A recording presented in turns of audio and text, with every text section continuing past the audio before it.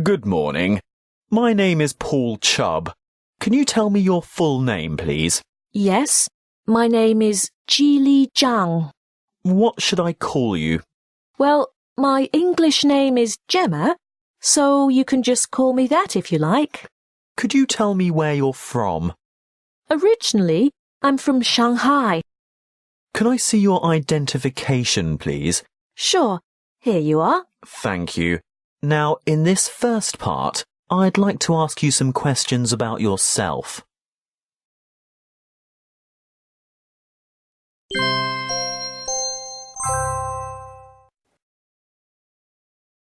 Let's talk about where you live. Do you live in a house or an apartment? At the moment, I'm living in an apartment downtown. How many other people do you live with? My uncle and aunt, as well as their young son. Do you enjoy living in this type of accommodation? Why or why not? Yes, I really enjoy apartment living because it's safe, easy, and convenient.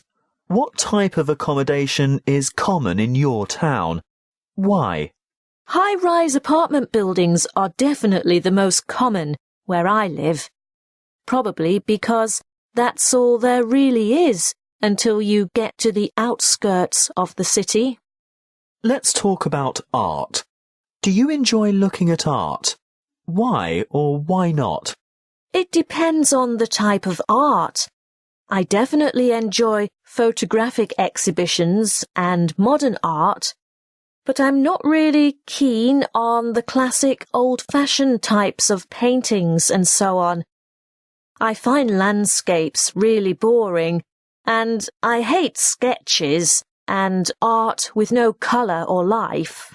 What type of art do you like best? Why? As I said, I enjoy modern art the most because I think it is more interesting. Have you ever been taught to do any type of art? We had art as an elective at high school, and we learned to do all sorts, working with clay, photography, painting, and sketching. Our art teacher was really passionate about all forms of art. Do you know any artists? That depends on how you define an artist.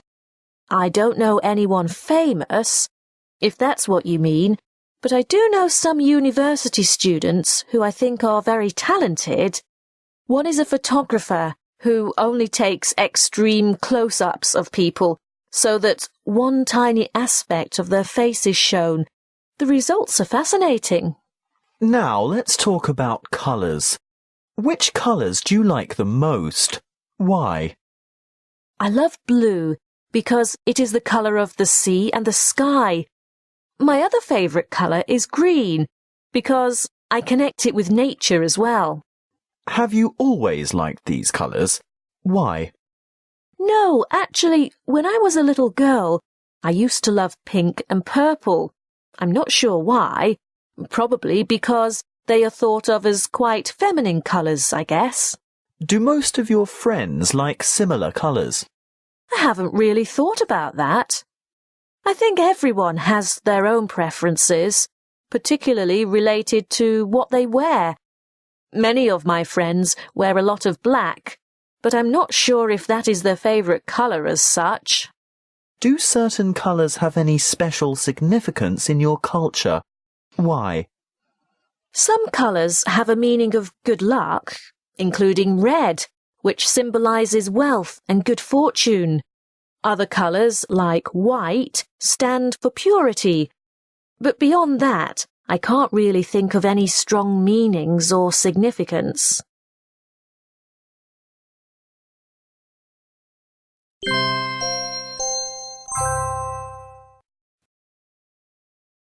Now, I'm going to give you a topic, and I'd like you to talk about it for 1 to 2 minutes. Before you talk, you'll have 1 minute to think about what you're going to say. You can make some notes if you wish. Do you understand? Yes, I understand. Here's some paper and a pencil for making notes, and here's your topic. I'd like you to describe an important decision you have made. Thank you.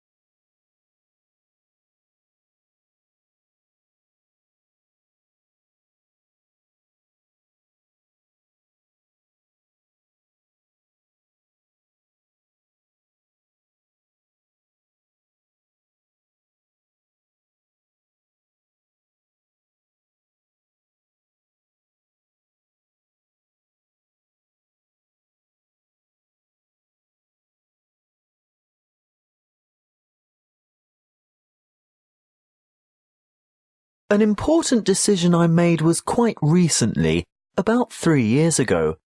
My family was very keen for me to study English abroad and gain the advantages of learning about foreign culture at the same time.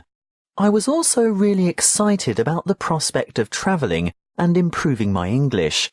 But I didn't want to leave as my wife was here in China and couldn't come with me. Then, just as we had to make the final decision and commit to buying a ticket, we found out that my wife was pregnant. So I talked and talked with her, and also with my parents, because I value their opinion also.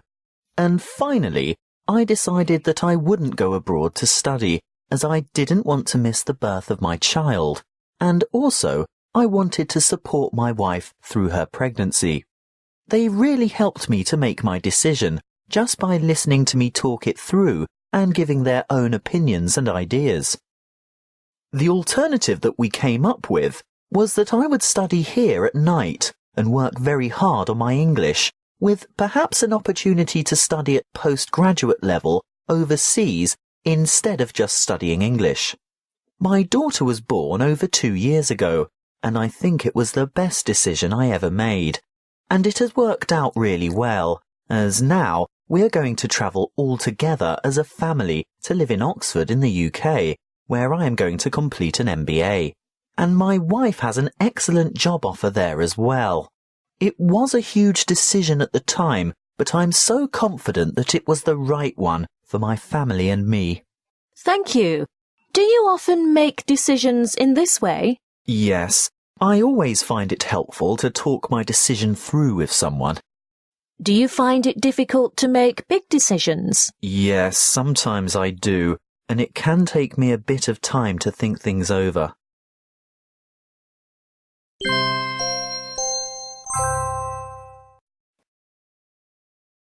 We've been talking about an important decision you made, and now I'd like to discuss with you 1 or 2 more general questions related to this. Let's consider first the topic of important personal decisions. Describe some of the important life decisions people need to make at various points in their lives. Well, I think that there are many, but possibly the most important decisions are in young adulthood, when people usually make lots of choices about their future. Which career to choose, choices about marriage and starting a family, and so on. These are the decisions which have such a long-lasting impact on the rest of life, so they are incredibly important. Then there are the decisions which come later, maybe about finances and retirement and that type of thing. And when we're younger, I suppose our choices are in some way made for us by our parents, who decide which kindergarten or school we will attend. Some people think that an important decision should be made quickly and based on intuition, while others believe an informed choice is better. What's your view? Personally, I believe it's a combination of the two. I certainly think you need to have all possible information available to you before a decision can be made. But I also think that a certain degree of intuition, or gut feeling, can really help to guide the decision-making process. It's unexplainable, but I know that some of my best decisions have been based on intuition more than anything else. Do you think that individuals nowadays have more or fewer important choices to make than in the past? Why? Today's society certainly confronts people with more important decisions than in the past. For a start, there is so much more choice in lots of different areas, like in the area of career and occupation, for instance. My parents' or grandparents' generation often had the same job for 40 or 50 years, but people nowadays commonly have 4 or 5 different careers. In this area alone, there is so much more choice and freedom, and I think that's part of the reason why there are more important decisions to be made now, along with the fact that constant change is part of modern life. Now, let's talk about decision-making in general. What kinds of decisions are more difficult? Those which solely affect you, or those which also have an impact on other people? I think it's more difficult to make decisions which are going to have an effect on other people's lives, but I also think that this relates to most decisions we make. Decisions very rarely only impact on one person. Anyway, it is obviously a matter of degree.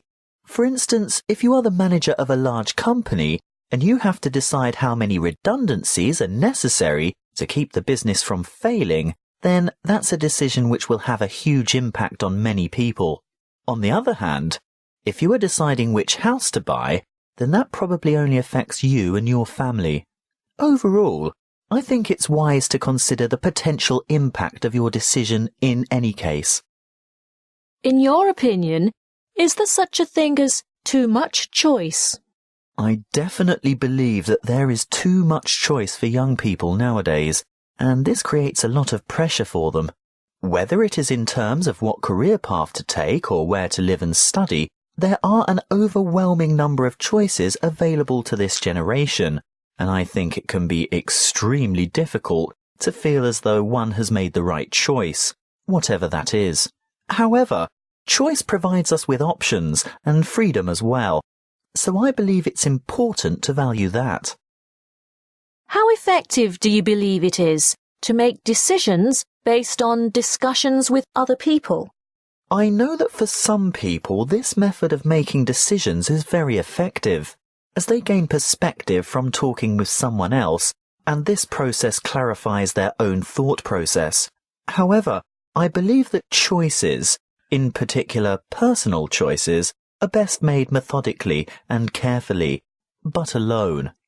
Sometimes people have different motives for giving advice, and they cannot always be trusted to give you neutral advice. Thank you.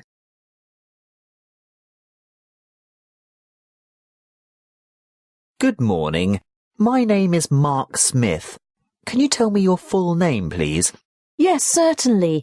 My name is Miao Liu. What should I call you? My friends call me Kitty, so you can call me that too. Could you tell me where you're from? I'm from Beijing. Can I see your identification, please? Yes, here it is. Thank you. Now, in this first part, I'd like to ask you some questions about yourself.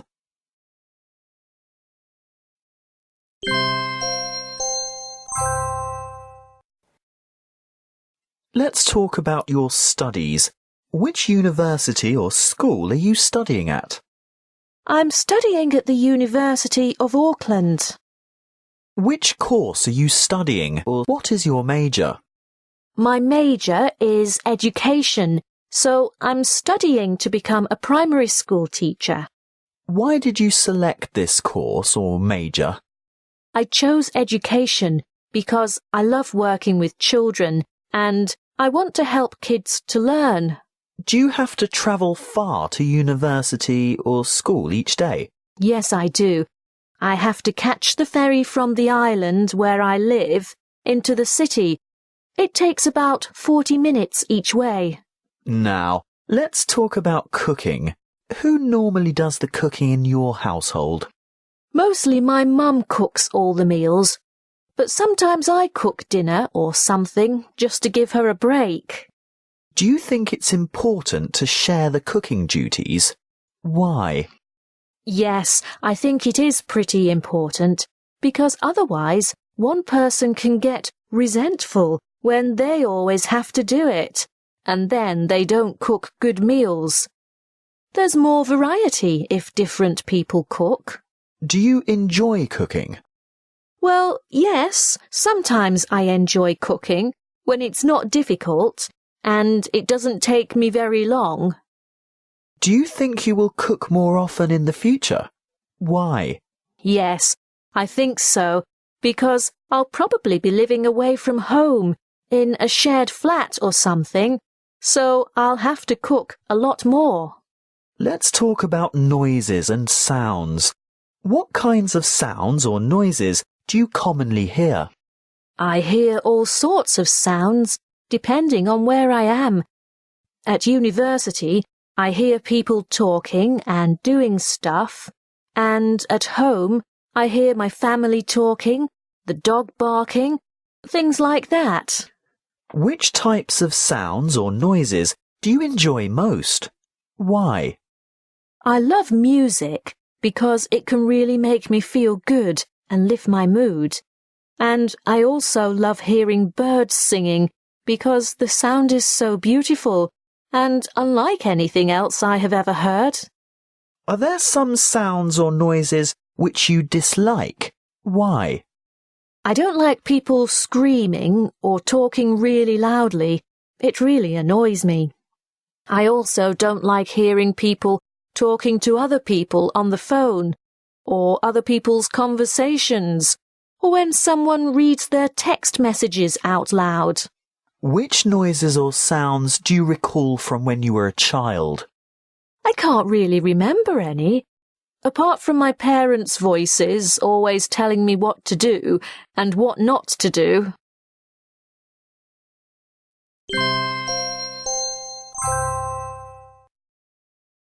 Now, I'm going to give you a topic, and I'd like you to talk about it for 1 to 2 minutes. Before you talk, you'll have 1 minute to think about what you're going to say. You can make some notes if you wish. Do you understand? Yes, I understand. Here's some paper and a pencil for making notes, and here's your topic. I'd like you to describe a newspaper or magazine which you read. Thank you.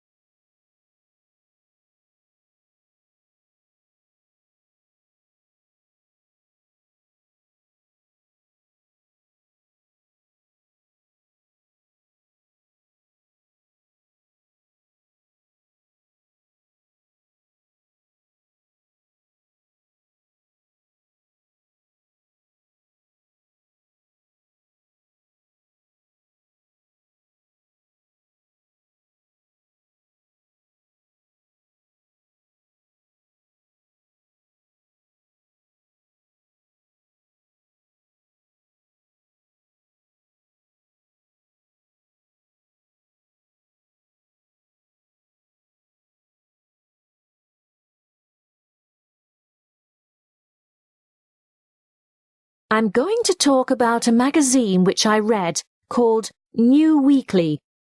It's a celebrity gossip magazine, so it contains all the latest news and scandal from Hollywood movie stars, actors, singers, everyone who's famous. It's not exactly serious journalism. In fact, it probably has more pictures than anything else. You know, pictures of celebrities without makeup, or looking terrible in their bikinis while they're on holiday. But if they can't get pictures, then the brief gossip column at the back always has some rumours, which I actually think are just made up. But then, months later, it turns out that they're true. You know, things like who's seeing who in the celebrity world. It comes out every week, but I don't actually read it that often, as I never actually buy it. I just borrow friends' copies once they have finished reading it, or sometimes my mum buys it. I like to read it while I'm lying on the sofa eating chocolate during the commercial breaks on television. Or sometimes I read it in waiting rooms where they have lots of magazines. I have to confess that I really do enjoy reading this magazine because I enjoy the gossip and seeing that famous people are just people like the rest of us. Plus, it gives me and my friends something to talk about as well. But there's also a part of me which hates the fact that I enjoy reading it, as it is so trashy and tabloid and doesn't give the celebrities any privacy. My boyfriend always teases me about how embarrassing it is that I actually read it. But then I catch him reading it when I've finished as well. Thank you. Would you recommend this newspaper or magazine to others?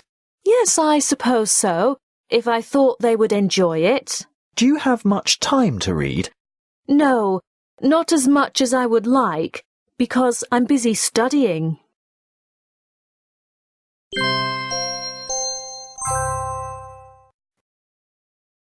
We've been talking about a newspaper or magazine which you read, and now I'd like to discuss with you one or two more general questions related to this. Let's consider first the topic of media. How have the ways people access the media changed in your country over the last decade? Well, I think for more and more people, accessing electronic media has become much more convenient and easy over the last decade. Thinking back, I don't think that many people even had their own computers 10 years ago. And now almost everyone has a laptop or a PDA or something, so they are constantly able to access the internet and online material. The internet and advent of mobile technology has completely changed the way people work, play and study. The issue of internet-based music and video piracy has become critical. What do you think can be done about this problem? This is such a big problem that I'm not sure what the solution is. One approach might be to make the price of the movies and DVDs cheaper so that people can access them for less money. Then they might be less tempted to purchase illegally copied material. There could also be higher penalties for selling pirated goods, and the police could be stricter and more focused on apprehending people. Ultimately, I think technology has to be utilized to fight the problem, like with an encrypted signature on each song file or video or something. However, I don't think this problem can ever be completely solved. As electronic media becomes more and more accessible, many forms of print media are disappearing. Do you consider this to be a positive or negative trend? I think that it's such a shame that so many magazines and newspapers have gone under, because they certainly had something to offer. On the other hand, the growth of new online publications has been huge, and because it's so cheap to set up, I think there are a lot more specific resources out there for people. I think there will always be print media, though, because people enjoy the tangible nature of paper in hand. Now, let's talk about the role of the media in your country. What type of responsibility, if any, do you believe the media has to the general public? I personally feel that the media has a huge responsibility to its public, in particular the news media. The responsibility includes informing the public about political and other news, as well as giving an unbiased view of current affairs. Often the media is what keeps politicians honest, and I think this is definitely an important part of their role. Some people think the media is highly influential in spreading new ideas and trends. What's your opinion? Of course it is. I definitely agree. Particularly with the internet, the way new ideas are quickly distributed around the world through blogs, email, and social networking sites is amazing. Ideas spread incredibly quickly, especially in the areas of fashion and music. On a political level, I think the media is also influential as certain types of news commentary and opinion are selected for publication, whereas others are not, and this reflects a bias, which is often then reflected in popular opinion. Ultimately, it is up to the individual to ensure they are informed about a particular issue, though. How do you think the role of the media might change in the future? Why? The media of the future, in some ways, is already here, through blogging and social networking. Everyone and anyone can publish whatever they like. We're all editors and journalists and critics. So, the role of traditional media might change to keep pace with this and maintain an online presence. But overall, the role of the media is to provide information, and I don't think that this key function will actually change significantly. Just the way it is delivered may alter. Thank you. That is the end of the speaking test.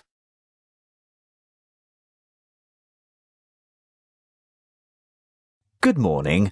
My name is Peter Johnson. Can you tell me your full name, please? Yes, my name is Hui Zhong. What should I call you?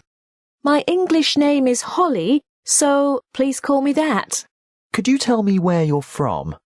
My hometown is Guangzhou, but now I live in Shanghai.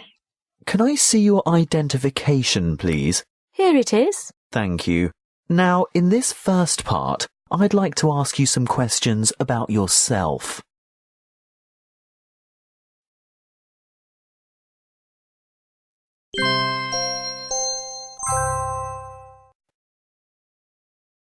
Let's talk about where you live. Which region of the country are you originally from? I'm originally from a region called Hunan Province. It's south of the Yangtze River. What do you like most about this region? I think the climate is pretty comfortable, and the food is traditionally very spicy, which I love. Would you recommend living in this region to others? Yes, definitely. It's a great place to live, and it is developing very quickly, so there are plenty of good job opportunities. Now, let's talk about advertisements. What kind of advertisements do you like to watch or listen to? Why? Actually, I don't really enjoy advertisements, although sometimes there are some funny ones on TV, but generally I just ignore them. Have you ever bought something as a result of an advertisement? Well, yes, I suppose I have. Not me, but my family. We saw a great deal advertised on a new flat-screen television, and it was for a limited time, so we went and bought one. It's great. Which do you prefer, advertisements on television or on the radio? Why? If I had to choose, I would say radio, because I think radio ads are less annoying and easier to ignore. What changes would improve advertisements in your country? Why? The main problem here is the large amount of advertisements, so I think it would be better if the industry was better controlled and if there were slightly fewer advertisements, especially on TV. Now let's talk about learning languages. How long have you been learning English? I've been learning English since I was about 5 years old. I started when I began school. How much of your time do you spend learning English?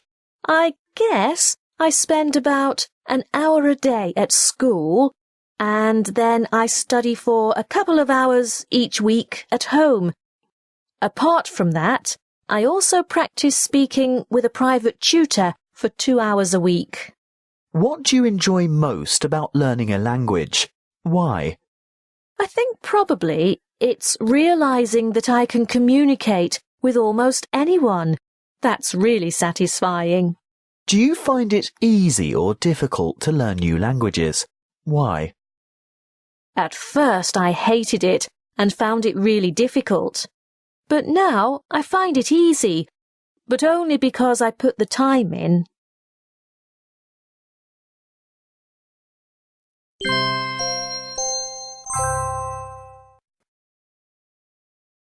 Now, I'm going to give you a topic, and I'd like you to talk about it for 1 to 2 minutes. Before you talk, you'll have 1 minute to think about what you're going to say. You can make some notes if you wish. Do you understand? Yes, I understand. Here's some paper and a pencil for making notes, and here's your topic. I'd like you to describe a break you took. Thank you.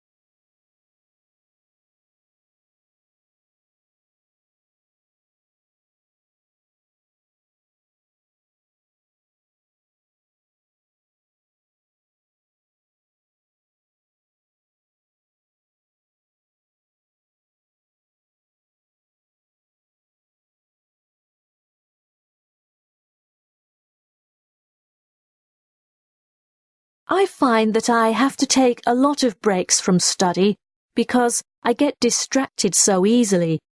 I can only concentrate for relatively short, intense periods of study. Anyway, I'm going to talk about a time more recently when I was studying for my mid-year examinations. The examinations are quite important because they give you an idea of how well you know the material and whether or not you are on track for achieving a good grade for the year's work. So, although the marks only represent a small proportion of the overall grade, I think it is important mentally to feel as though you are on top of things. So, I was studying quite hard actually, every day, and the weather was very hot outside.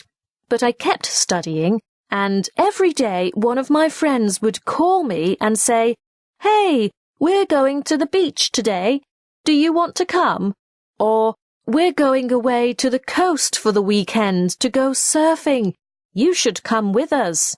And every time I had to say no, "I'm sorry, I can't, because I have to study." So I was being very good and staying focused. Until finally, I think it was about a week away from my exams, and I was starting to feel really restless and frustrated when I heard that an old friend of mine was back in town from abroad. Well, he called me up, and what could I say? I really wanted to catch up with him because it had been ages since we'd hung out together, and he was only in town for a couple of days. So, of course, I put my study on hold, and we went out with a whole bunch of friends and had a great night. Of course, I felt slightly guilty the next day. But then I got straight back into the books, and the good news is that I felt much more focused and able to absorb the material. So I think in the end, it was more productive for me anyway to take some time out and then return to the studying. It helped me to clear my head and study more effectively. But I have to be really firm with myself on occasion, as I am easily tempted to procrastinate and run out of time. In this case, it worked for me, as in the end, I got straight A's on all my exams. Thank you. Do you often take breaks? Yes, I take a lot of little breaks while I'm studying for a test. Do you generally find it easy or difficult to relax? I find it pretty easy, actually, because I'm quite laid back to begin with.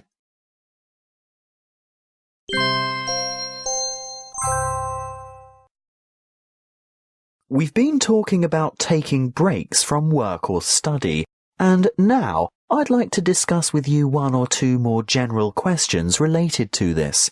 Let's consider first the topic of relaxation. What do most people in your country do to relax? People tend to do lots of different things. Some people like to do sports or go running or do yoga, and other people like to go out and relax with friends over dinner and drinks. Others relax by reading a book or doing more quiet things. I guess it depends on the person. Some people think that relaxation techniques such as meditation should be introduced into the workplace and schools. What's your opinion? I definitely agree that techniques such as meditation and learning how to manage stress are very important. I think it would be a great idea to implement systems in the workplace because a stress-free environment is a more productive one. I have heard of a number of companies who offer free massage at work to their staff, and it is very successful. And certainly teaching children relaxation techniques would be very beneficial, so I think that introducing these types of things into schools is a forward-thinking idea. Do you think that people will be more or less relaxed in the future? Why? It's hard to say. As the world becomes busier and there are so many more demands on people, I think it might become more difficult for them to relax. Technology has made us so constantly available to others, particularly in terms of work, that I think people might be less relaxed in the future. But on the other hand, there seems to be more awareness of the negative effects of stress and ways to manage it. Now, let's talk about stress. What do you think are some of the reasons why people experience stress? I think there are many reasons, and they can be different for different individuals. But it depends quite a lot on personality. For instance, if you are quite a highly strung individual, then this could be a contributing factor to stress. Whereas if you are quite relaxed and laid back, you might not get stressed so easily. However, I think the main reasons people get stressed include work and study concerns, relationship difficulties, as well as time pressures and deadlines. Do you think there are any advantages to stress? I guess I hadn't really considered that. But yes, I believe there are, because I think a little bit of stress can be quite motivating and can help people to get things done efficiently and on time. It can give people a burst of energy. So in that sense, a small amount of stress can be productive. What are some of the effects of stress on people in your country? I think the physical effects of stress are huge. People get sick more often, have more headaches and neck and back pain, and in the extreme, they can sometimes have heart attacks and so on. And the psychological impact is also considerable, as people can become depressed and anxious as a result of stress, and this in turn can have an effect on their friendships and relationships. Thank you. That is the end of the speaking test.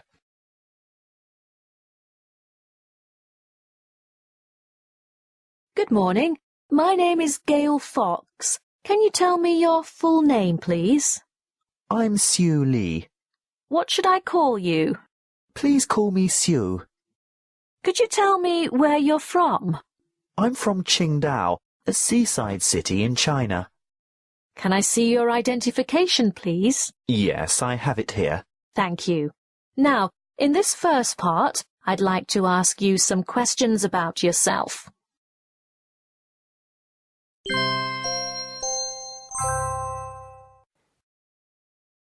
Let's talk about where you live.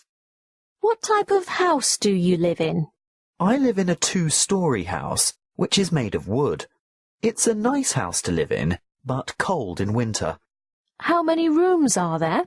In total, there are 5 bedrooms plus a lounge, study, kitchen, and 2 bathrooms. Oh, and the laundry. So that's about 11 rooms all in all. Which is your favourite room in the house? Why? My favourite room would have to be the kitchen, because it gets sunshine all day long. My family also spend a lot of time in there, preparing food, eating and talking about our days, so I really enjoy that. Now, let's talk about the internet. How do you typically use the internet? Why? I use it for lots of things, including communicating with friends by email and social networking websites, finding information and doing research for university. Do you find it easy to use the internet? Why? Yes, I find it very simple. The only thing that's not so easy is that the speed of my connection is sometimes very slow, which is so annoying. What do you like most about using the internet? Why? I like the fact that so much information is out there and easily accessible. I can find the answer to anything. How much of your time do you spend using the internet? Why? Well, as I said, I use it a lot for university research, so probably about 4 hours a day at least. More when I have an assignment due, and then I use it for fun on top of that, so maybe 6 hours a day in total. Let's talk about animals. Do you like animals? Why or why not? I really love animals. In my family we have 2 pets, a dog and a cat, and I love most animals because they're so cute. Are there any animals that you are afraid of or particularly dislike? Why?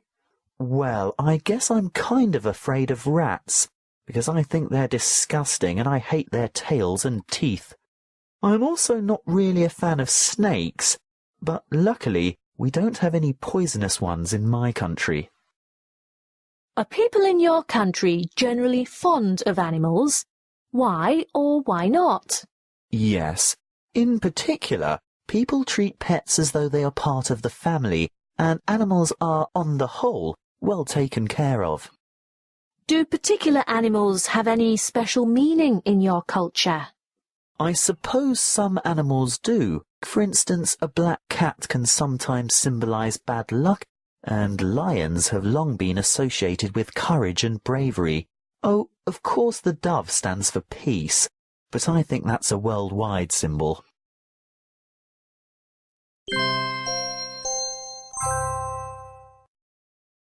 Now, I'm going to give you a topic, and I'd like you to talk about it for 1 to 2 minutes. Before you talk, you'll have 1 minute to think about what you're going to say. You can make some notes if you wish. Do you understand? Yes, I understand. Here's some paper and a pencil for making notes, and here's your topic. I'd like you to describe a picture or a photograph that you have seen which you remember clearly. Thank you.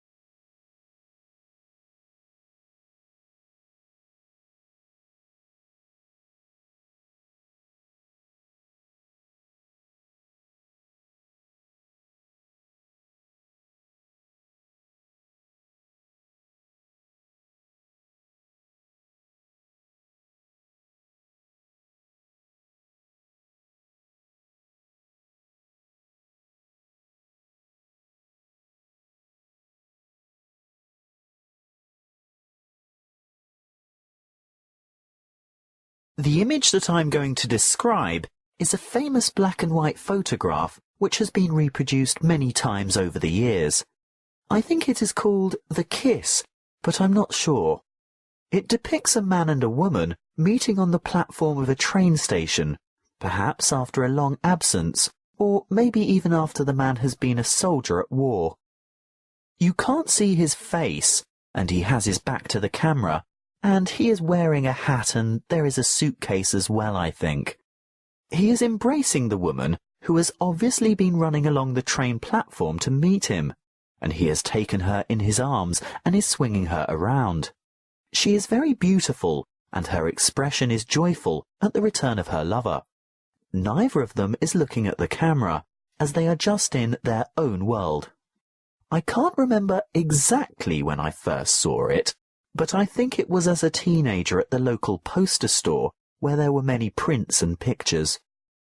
I liked it so much that I saved up my allowance to buy a framed copy of it for my bedroom wall, where it hung for a couple of years. When I look at this image, I feel many things and many emotions. There is love, of course, also sadness, that perhaps their reunion might be brief.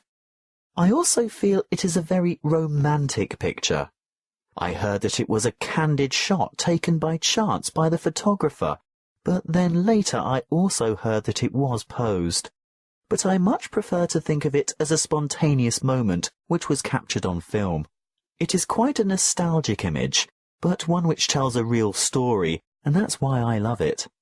The reason I remember it so well is that I thought it was so romantic and heartfelt, and also because I looked at it every day for a few years while it was hanging on my wall at home. I think I still have it somewhere. Thank you. Do you enjoy photographic images or pictures?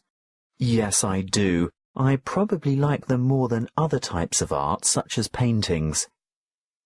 Would you recommend this to others? Probably not for someone's house now, as it has become a bit dated.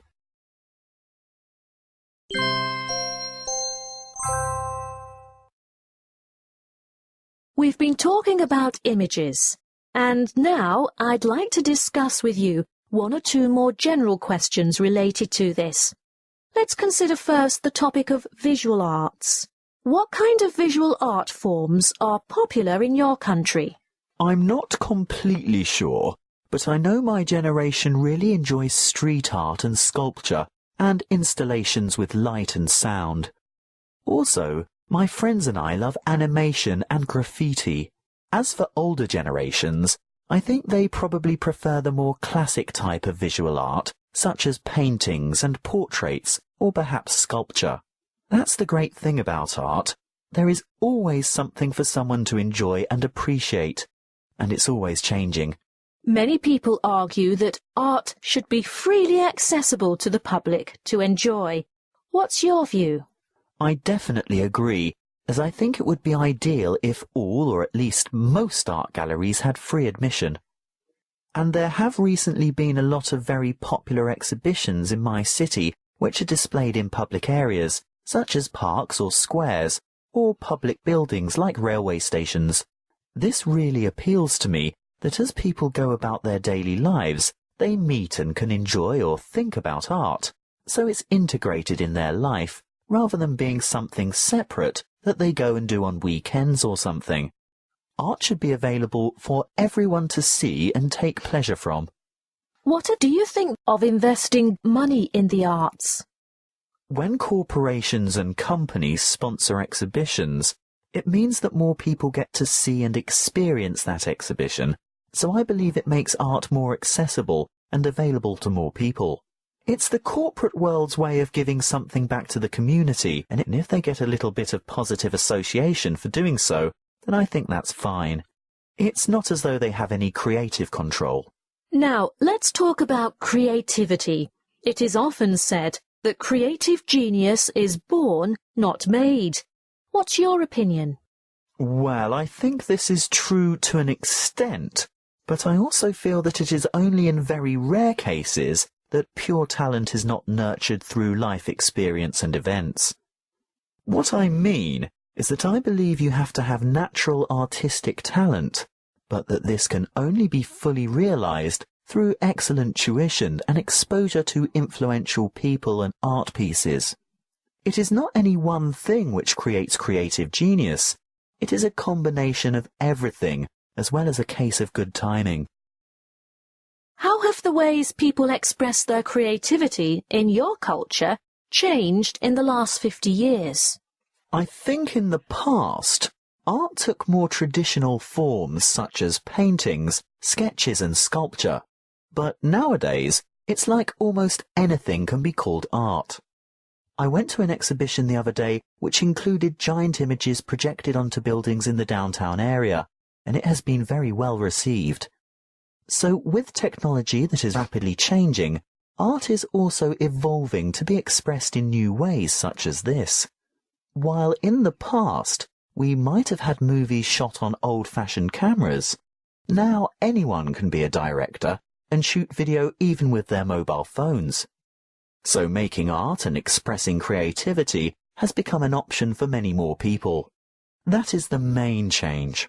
Many artists make valuable contributions to society through their art, yet struggle to succeed financially. What are the reasons for this? What are the implications of this? Part of the reason might be that artists are more concerned with expressing themselves in a genuine way than with making money. They are so focused on creating their works that perhaps the money is of secondary importance to them.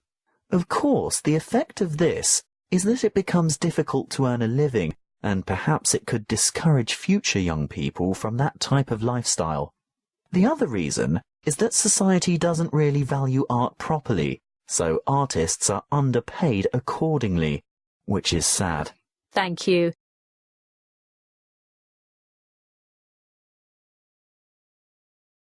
Good morning. My name is Cameron Darcy. Can you tell me your full name, please? My name is Ming Wu. What should I call you? You can call me Ming. Could you tell me where you're from? Yes, I'm from Shanghai, China. Can I see your identification, please? Oh, just a minute. Here you go. Thank you. Now, in this first part, I'd like to ask you some questions about yourself.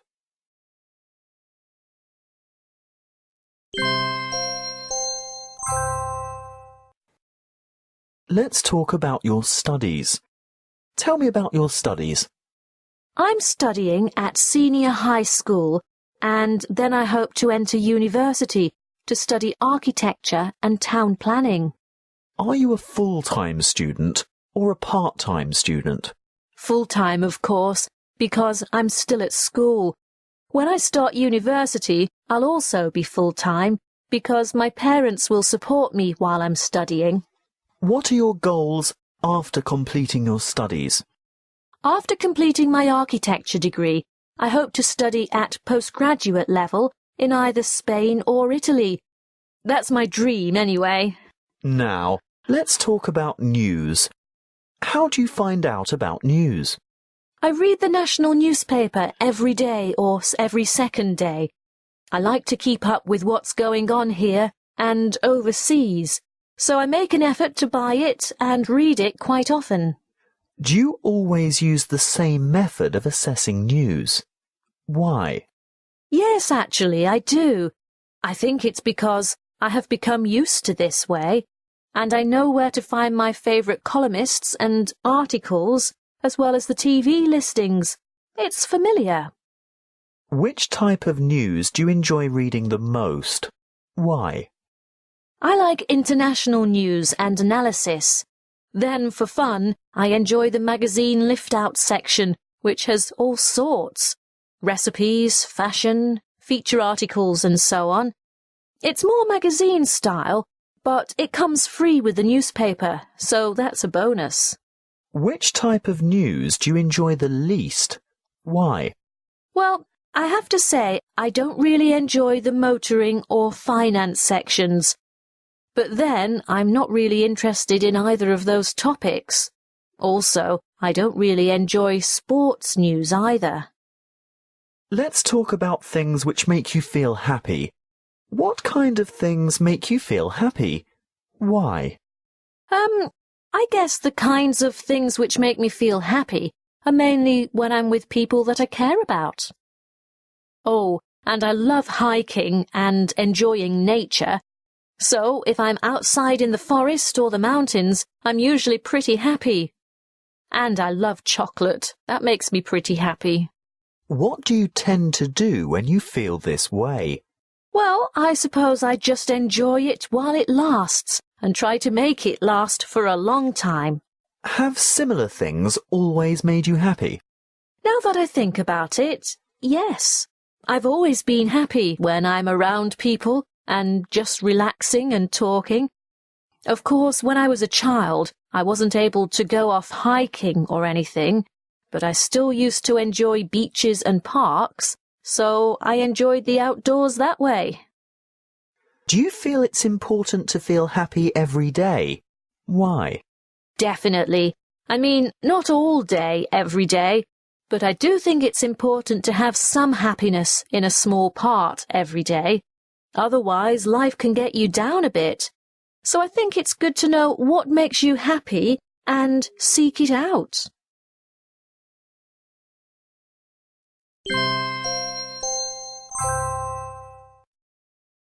Now, I'm going to give you a topic, and I'd like you to talk about it for 1 to 2 minutes.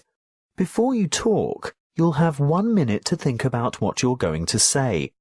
You can make some notes if you wish. Do you understand? Yes, I understand. Here's some paper and a pencil for making notes, and here's your topic. I'd like you to describe a famous person who you would like to meet. Thank you.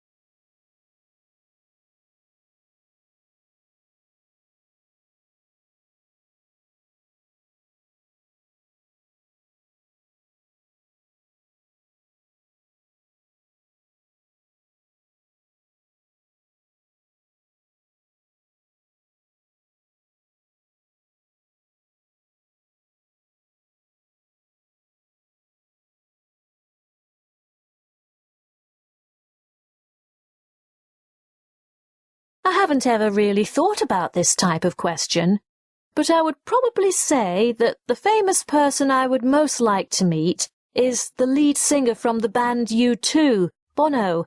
I've always really loved this band ever since I was just a kid, and I think that his campaigns for social change are quite inspiring. It's nice to see someone who is using their fame for good, and I have a lot of respect for that.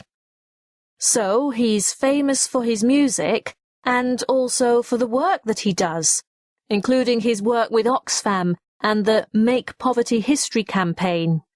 He combines the two activities well, and some of U2's music has quite strong messages. So yes, I'd like to meet him because I think he's an inspirational person. As for what questions I would ask him, I'm not really sure. I'd like to know a bit about his private life, I guess, as he's always been very private and guarded about his family and wife and children, so I'd be interested to hear about them. I guess I'd also be curious about how the band has managed to stay together for so long in an industry which is renowned for breakups and instability, because they've been together for over 20 years, and through several big changes in music style. So I'd be interested in the dynamics of the band and how they all get along and what their creative process is like, and why they think their music resonates with so many people. Yes, actually, I'd have a lot of questions. But I'd also want to know his ideas about ending poverty and how he thinks that might happen within our lifetime, and to learn a bit about that. However, I don't think it is particularly realistic that I would ever get to meet Bono. But I have been to one of the concerts and seen him on stage quite close up. In saying that, my best friend is a music journalist, so who knows, maybe one day I'll get a VIP backstage pass and get to chat with him. I hope so. I think I'd be quite nervous. But then, famous people are just people like everybody else, aren't they? Thank you. Have you ever met a famous person? Yes, a few local celebrities, but nobody really famous. Do you like to read about famous people? Not especially, just if I'm reading a magazine in line at the supermarket or something.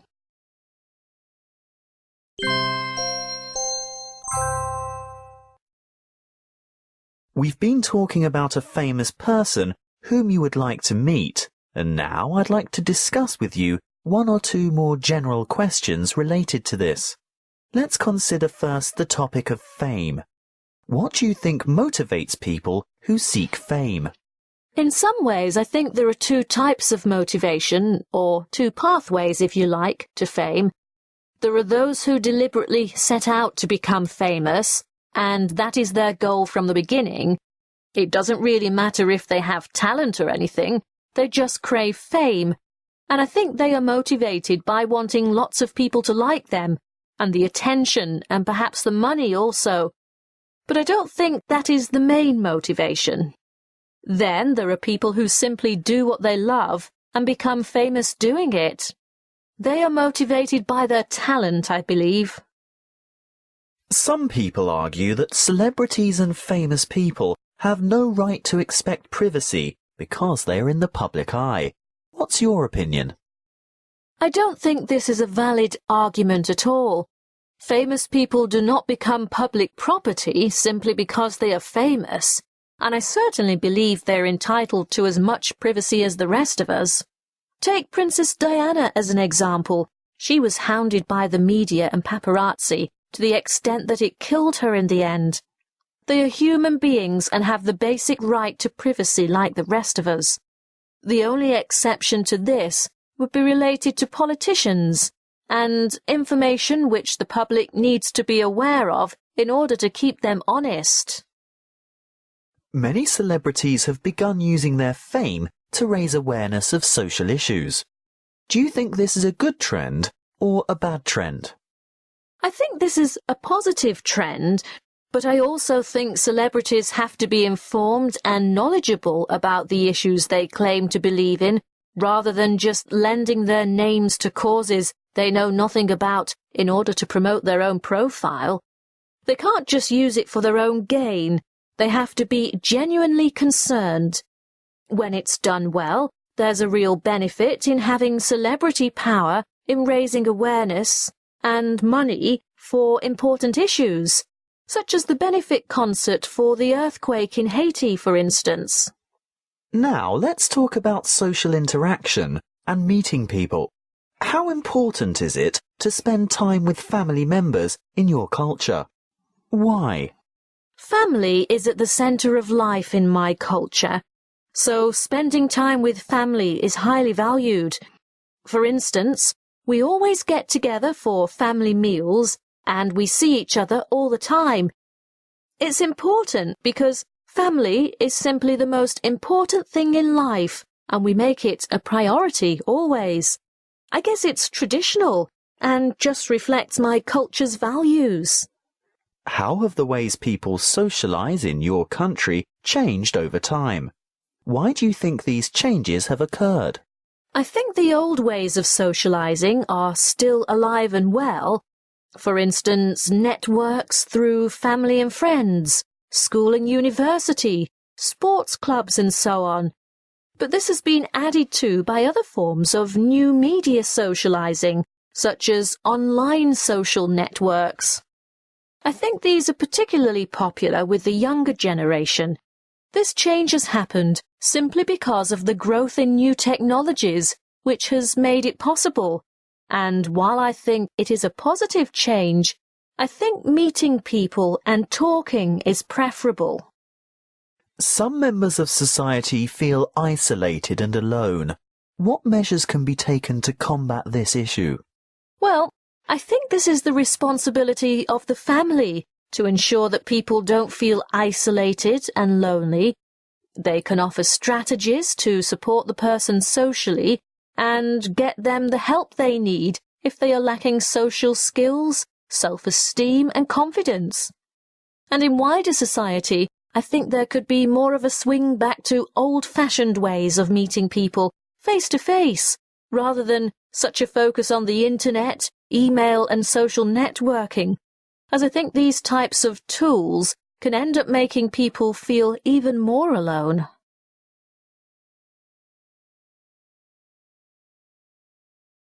Good morning. My name is Kathy Cobb. Can you tell me your full name, please? Yes, my name is Jili Zhang. What should I call you? Well, my English name is Gemma, so you can just call me that if you like. Could you tell me where you're from? Originally, I'm from Shanghai. Can I see your identification, please? Sure, here you are. Thank you. Now, in this first part, I'd like to ask you some questions about yourself.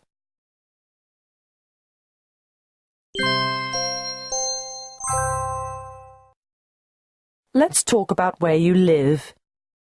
Where do you live? I live in a city called Guilin, which is in the southwest of China. It has beautiful scenery and mountains. Have you always lived in this area? No, my parents moved here when I was 5 years old. Before that, we lived with my grandparents in Shanghai, but we moved because my parents found good jobs here. Which part of the area where you live do you find most interesting? Why? I think the mountains and unusual rocks that we have are the most interesting, because they are such a pretty landscape. I never get tired of looking at the different views around the city. Now, let's talk about shopping. Which types of shops do you usually like to shop at? Why? All kinds of shops, I suppose, as it depends what I'm buying. I do tend to prefer shopping in a large shopping mall, as there's everything you need in one place, so it's very convenient. What types of things do you buy most often? Why? Well, I feel like I'm always running to the supermarket to buy things I've forgotten to make dinner. So probably the thing that I buy the most is food. Do you prefer shopping alone or with others? Why? I can't stand shopping with other people because I waste so much time. I definitely prefer shopping on my own, as I know what I like and where I'm going. Would you describe shopping as a hobby or a chore? Why? You know, I think shopping can be both. It totally depends on the circumstances. If you're running late and there's no car park and the supermarket is busy, it can be a total nightmare. But if I have lots of time, I really enjoy it. Let's talk about reading. What types of books do you enjoy reading? Why? I don't really get that much time to read for fun, but when I do, I love the latest vampire books that have become really popular. I think they are just the right mix of romance and horror. Do most of your friends enjoy reading similar types of books? Yes, I guess so, although everyone has their own preferences as well. Some of my friends prefer classic literature, while others like science fiction. But we all love to talk about the Twilight books. Which do you generally prefer, a book or the movie version of that book? Why? Mostly, I have to say that the book is 9 times out of 10, always better. Having said that, I really enjoyed the Twilight and Eclipse movies, as well, as I think they were great adaptations of the book. But most of the time, I'd say the book is better. Is there anything that you don't like about reading? Why? I hate reading boring scientific articles for university because they make me feel sleepy and they are so difficult to understand.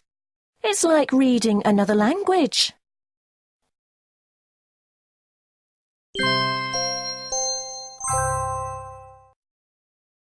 Now I'm going to give you a topic and I'd like you to talk about it for 1 to 2 minutes. Before you talk, you'll have 1 minute to think about what you're going to say. You can make some notes if you wish. Do you understand? Yes, I understand. Here's some paper and a pencil for making notes, and here's your topic. I'd like you to talk about an interesting advertisement you have seen. Thank you.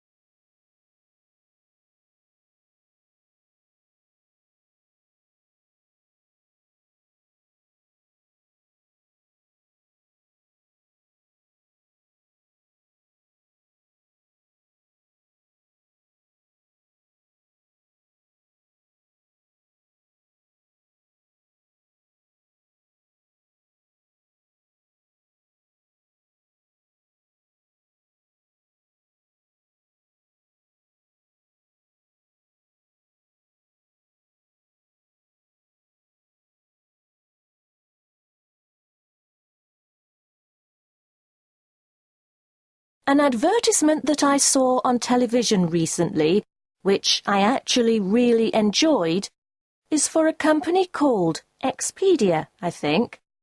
The company has something to do with booking online hotel rooms and flights or something. Anyway, the advertisement has lots and lots of people outside in a field, and each of them is a hotel housekeeping staff member, making up a beautiful hotel bed. It starts with them unfolding the sheets and tucking in the corners, and they all do it in unison, so the effect is quite interesting, kind of like a dance.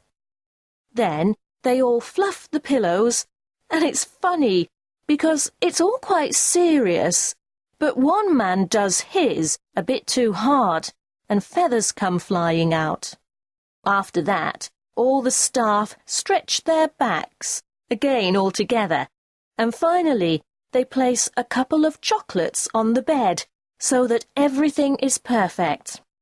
Then, finally, they all stand by the bed they have made.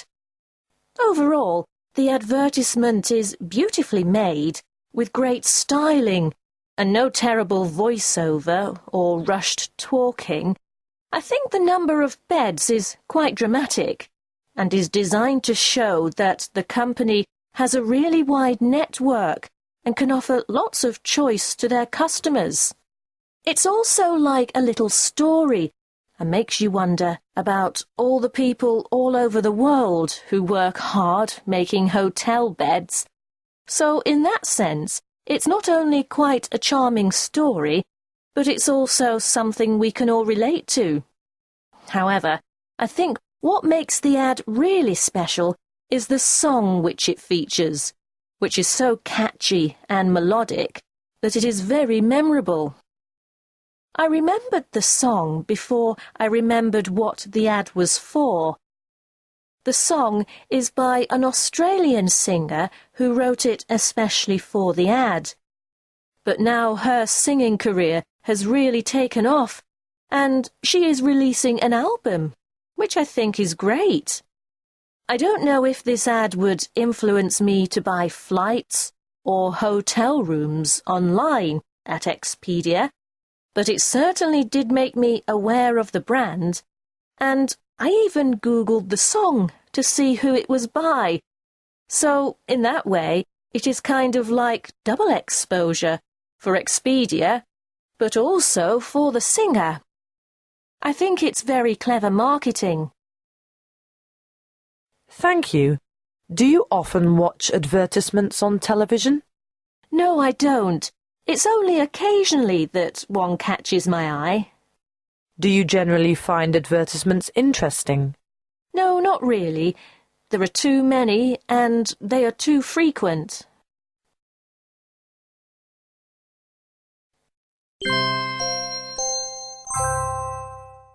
We've been talking about an advertisement you found interesting. And now I'd like to discuss with you one or two more general questions related to this. Let's consider first the topic of the advertising industry as a whole. Why do you think that some people become annoyed with advertising? Would you agree that advertising can be irritating? Why? I think the reason why people get annoyed with advertisements is due to the fact that they are everywhere. On the bus, on the train, on the television, on the radio, on the internet. It sometimes feels like advertising is never ending. So I think a lot of people find this really intrusive, repetitive, and well, just boring, as a lot of ads are not well designed or thought out, and seem basic and boring. How effective do you think the medium of advertising is? Why? That's the funny thing. It's effective in many ways. I think it has a role in making people aware of new and innovative products and services, and in that way it is very effective. However, I think some types of advertising are more effective than others, such as targeted advertising to a particular demographic, or even more subtle types of advertising, such as sponsorship and product placement. There are many different methods of advertising. What changes have there been in the way products are advertised and promoted over the last decade?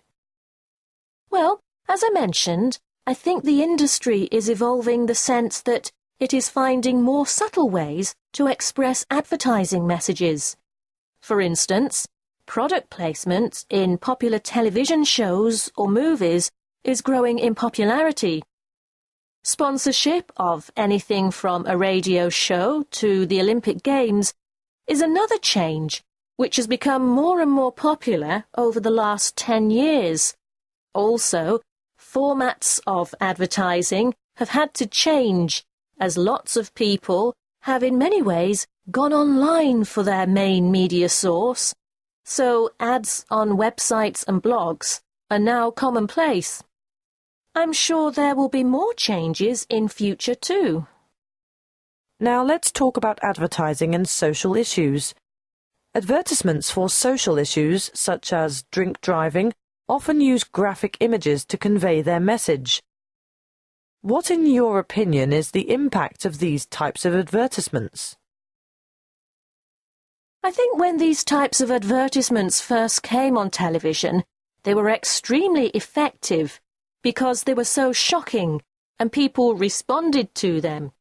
So the effect was positive in that people definitely thought twice before drinking alcohol and then getting into their cars to drive home.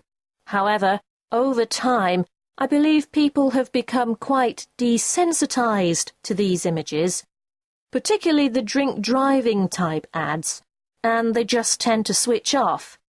I think this has made people tired and bored of the issue.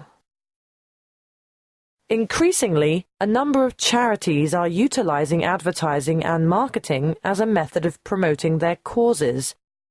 How effective do you think these types of campaigns are? In today's market, everything is a product or service, and charity campaigns are no exception. So I think some of these charities who have taken on board marketing concepts or even used professional agencies to take care of their branding, have been very clever.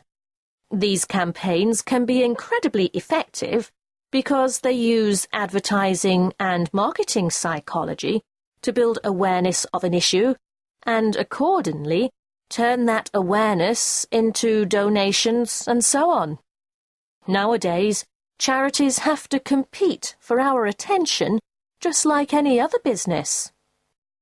Some people feel that using celebrities to back a particular cause or social issue is a very effective way to encourage public support of that cause. What's your opinion?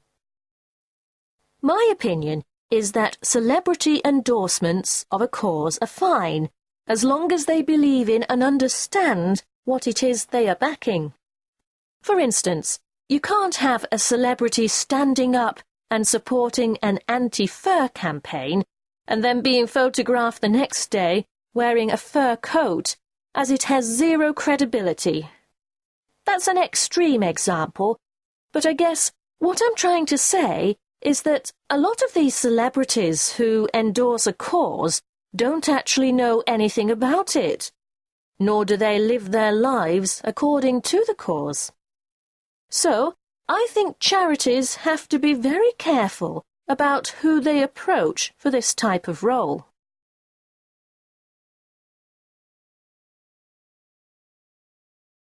Good afternoon. My name is Barry Logan. Can you tell me your full name, please? Yes, certainly. My full name is Miao Liu. What should I call you? My friends call me Kitty, so you can call me that too. Could you tell me where you're from? I'm from Beijing. Can I see your identification, please? Yes, here it is. Thank you. Now, in this first part, I'd like to ask you some questions about yourself.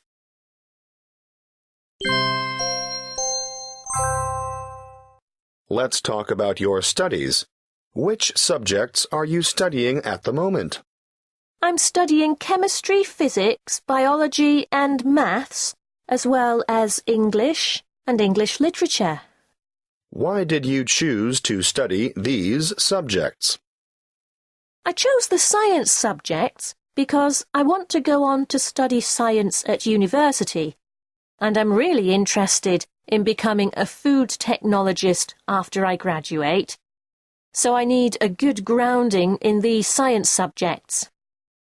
Are there any subjects which you are not studying but are interested in? Yes, there are many. I'm really interested in the arts, but it's just not very practical to study these types of subjects long term. Now, let's talk about music. How do you usually find out about new music? I suppose mainly when I hear it on the radio, or when my friends recommend it to me. We share a lot of music, so friends are always introducing me to their latest favourite tune. Where do you normally buy new music? To be honest, I don't really buy a lot of new music. I just wait for my friends to get it, and then, if I like it, I put it on my iPod. I used to buy CDs, but nowadays I don't bother. It's so much easier with an iPod or MP3. Do you think listening to music can have an effect on your moods? Oh, definitely.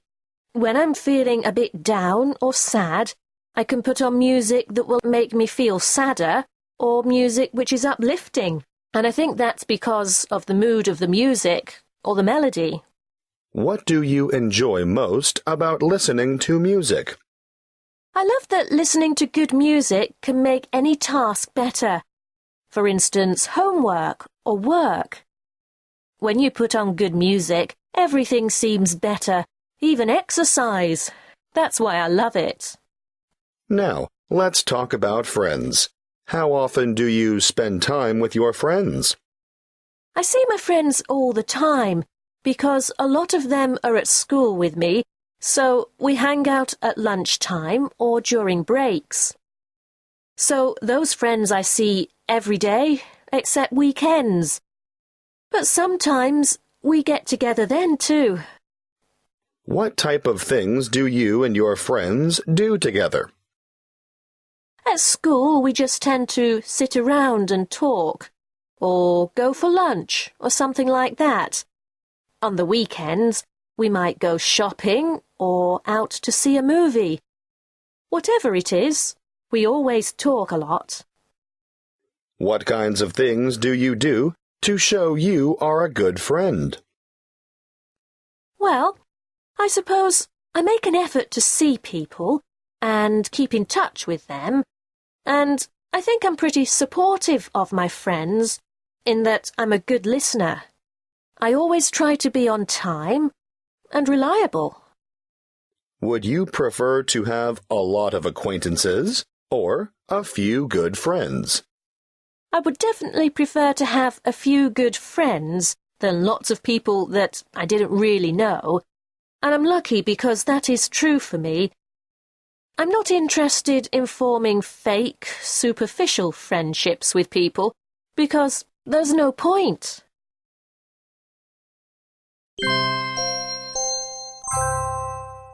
Now I'm going to give you a topic, and I'd like you to talk about it for 1 to 2 minutes. Before you talk, you'll have 1 minute to think about what you're going to say.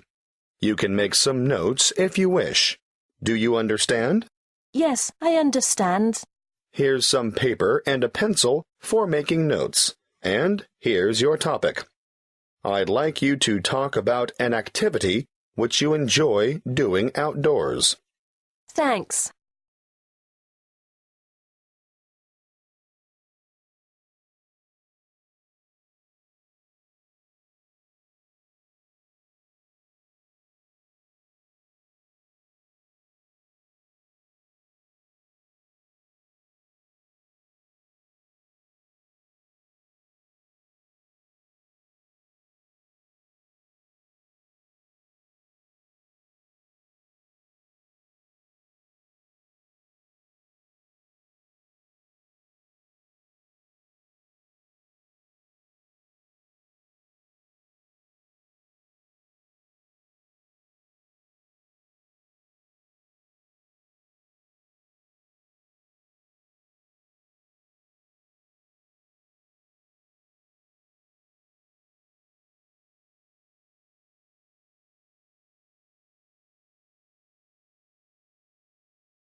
An activity which I like doing outdoors is swimming at the beach. Actually, I love doing anything at the beach, especially in summer when the weather is hot, but also in winter when I love to go for long walks along the beach as well. In summer, I like to go to the beach for the afternoon with my friends, and we all lie around reading magazines and enjoying the sunshine. Although, of course, we have to be very careful not to get sunburnt. So we're always applying sunscreen, and we also use a beach umbrella to protect us from the sun. Anyway, we tend to go when it's late afternoon, when the sun is not as harsh. I love being in the water, swimming, or just cooling down. I'm quite a strong swimmer, and sometimes I like to swim around to the next bay or swim the length of the beach. Sometimes I just float in the clear water and stare up at the sky. It's beautiful. I hate getting out of the water, especially if there is a chilly wind, because it cools me down too fast, and then I get cold before I can get dry in the sun again. I think the reason I enjoy the beach so much is because, in my country, the beaches are very clean and unpolluted, but at the same time, they're not very crowded, so there's a lot of space to stretch out and enjoy. I'm also thinking of one particular beach close to where I live, and there are lots of rocks for exploring and jumping off when the tide is high. Oh, I love ice cream at the beach from the corner store, and sometimes we get takeaway dinner to eat together, and that's a lot of fun. Most of all, I think I love this outdoor activity because it brings me close to nature and is so relaxing and calm that I can just forget about all my stress and enjoy a gorgeous environment. So, that's what I love about going to the beach. I'm really looking forward to summer. Thank you. Do you often do this outdoor activity? Not that often, but in summer I probably go once or twice a week. Is the location for this activity close to home? Yes, I'm lucky, as it's only about a 20-minute walk or a few minutes in the car.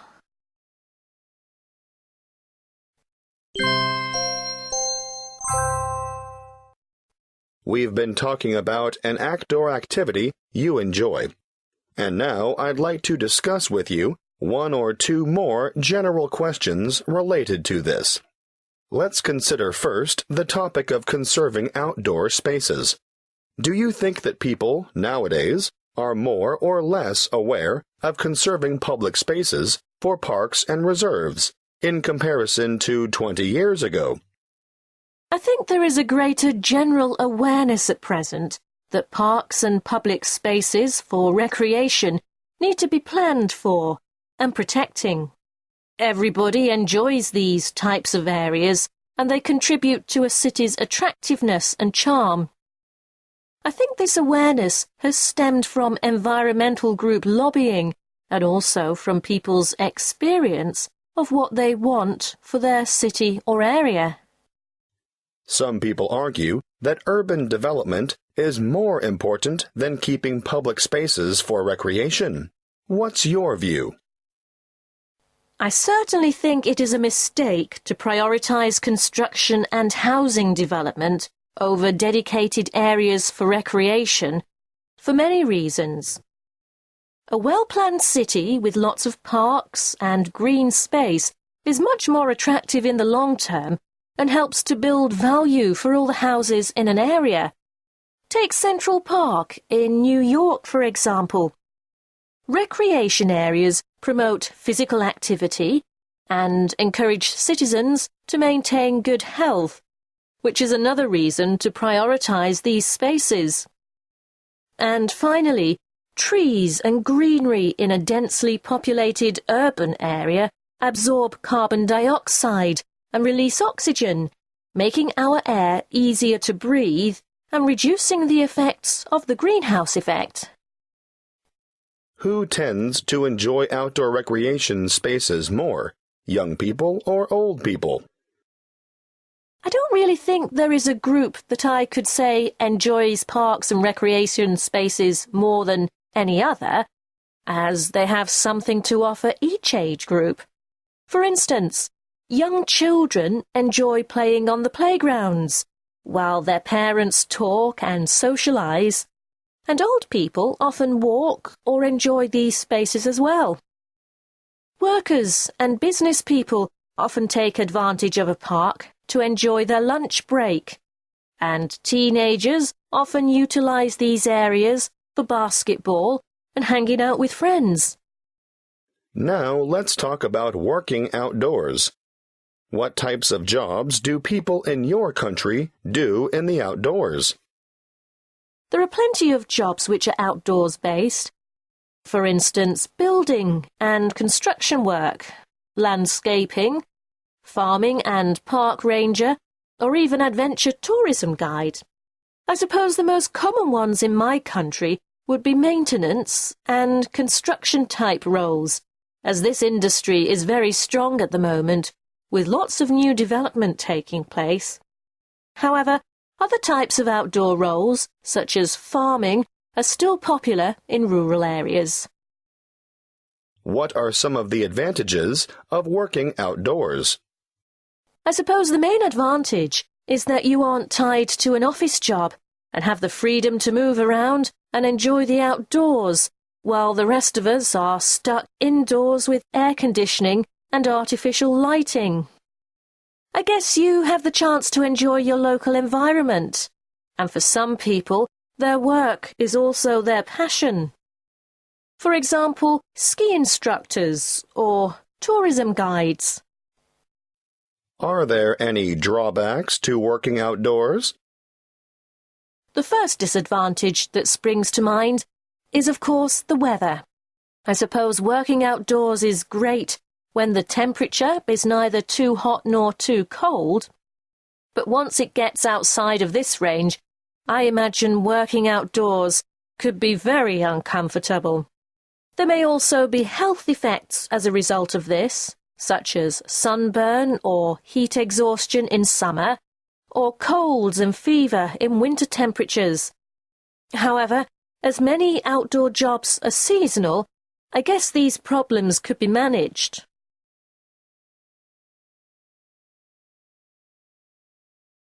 Good afternoon. My name is Kara Smithfield. Can you tell me your full name, please? Yes, my name is Hui Zhong. What should I call you? My English name is Holly, so please call me that. Could you tell me where you're from? My hometown is Guangzhou, but now I live in Shanghai.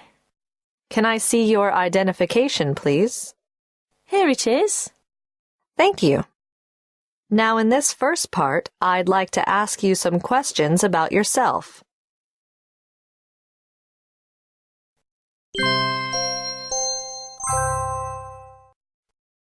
Tell me about the area where you live. The area I live in is located in the suburbs of quite a big city, but it's a very clean and safe neighbourhood, which has lots of young families and old people. What do you find most enjoyable about living there?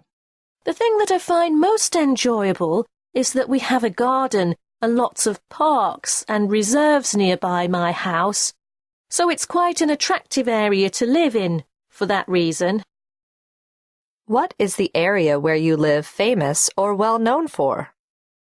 Well, I wouldn't say that it is particularly famous for anything special, but there is a really popular shopping centre just down the road, which people come to from all over the city. So that's what people who live in my city think of when they think of my suburb. Tell me about a typical day for you. On a typical day, like a weekday, I get up at around 7:30 a.m., have a shower and grab breakfast on the way to university.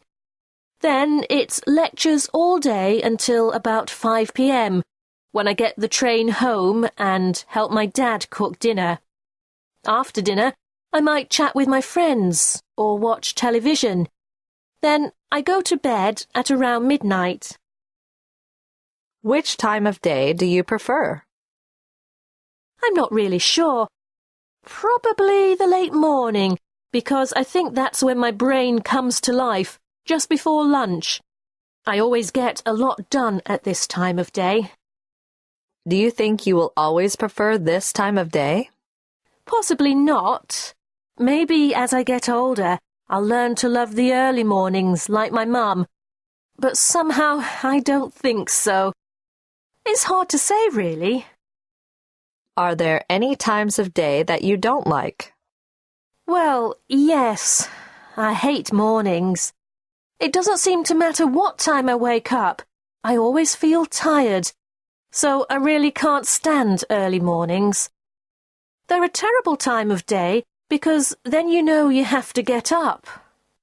Now let's talk about collecting things. Do you or anyone you know collect things? Let me think. Yes, actually. My grandmother collects tea towels from around the world. Every time someone goes on holiday, they have to bring her one back. I'm not sure why. I think it's just something she started when she was younger, and now it's a habit. How does she go about collecting these items? Whenever her friends or family go away, they know they should bring back a tea towel for Grandma. So it's quite easy, really. They just go into the nearest tourist souvenir shop and buy one for her, pack it in their luggage, and bring it home. How long has she been collecting these items? I'm not exactly sure, but I think she started when she and my grandfather went on a trip to Europe, and everything was so expensive that she brought us back tea towels as souvenirs because they were cheap and easy to bring home. I think she would have been about 45 or something at that stage. What is the value in collecting things, do you think? For her, it's a way to feel like she's been travelling to these places. And of course, there is a sentimental value to each tea towel, and the story of how she came to get it. Yes, it's mainly sentimental value, I suppose.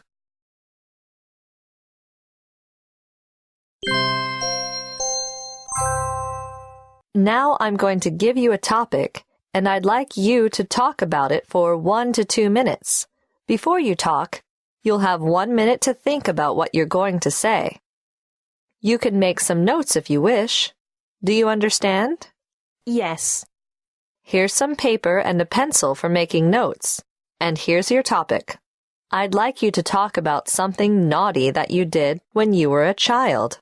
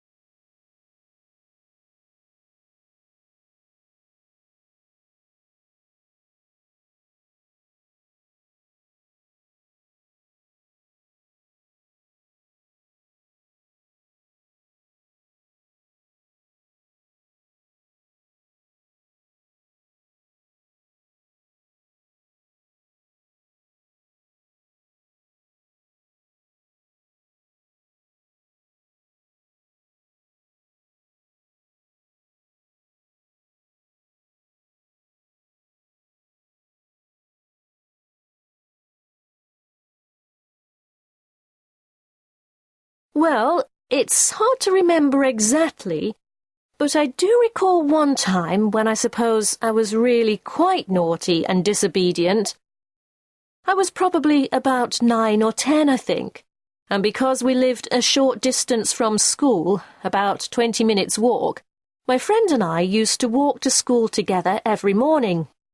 On this morning at school, we were scheduled to have a talk by the local police officer about road safety, including crossing roads, riding bikes, and wearing helmets while on our bikes.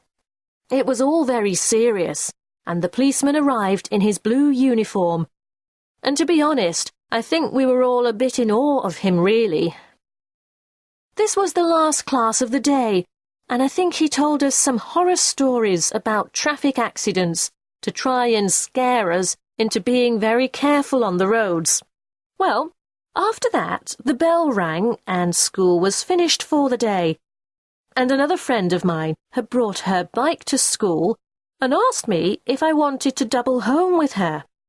Now, our school was on top of a very steep, long road, and for some reason, despite having had the safety lecture just beforehand, we decided it would be a lot of fun if she rode the bike and I doubled on the back, sitting just above the back tire with my legs tucked in on top of the chain.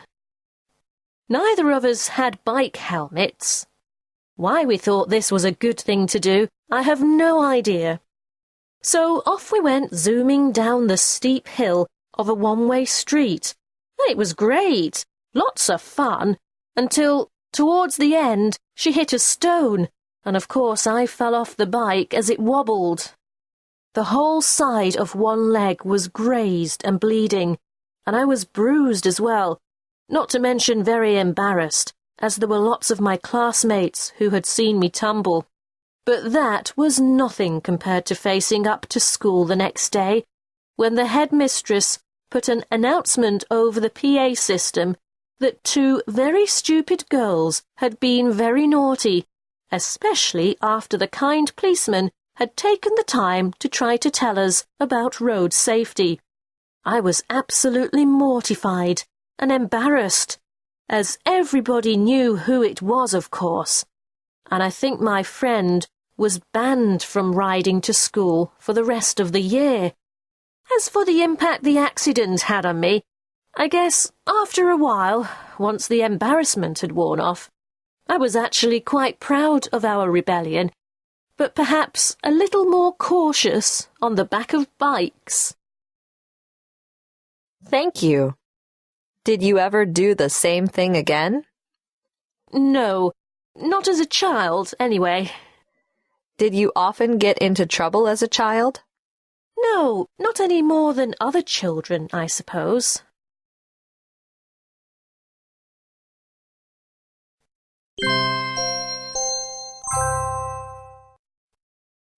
We've been talking about something naughty you did as a child, And now I'd like to discuss with you one or two more general questions related to this. Let's consider first the topic of parental discipline. Some people believe that smacking or using any type of physical violence as punishment against a child is wrong. What's your view? Well, yes, I completely agree that any type of violence should not be used as punishment. There are much better ways to discipline children, and I think that violence sends the wrong message to them, even if it is only a light smack. I think it has been shown that in countries with legislation which prevents the use of smacking as a form of discipline, there have been lower overall rates of child abuse. So that tells us something, doesn't it?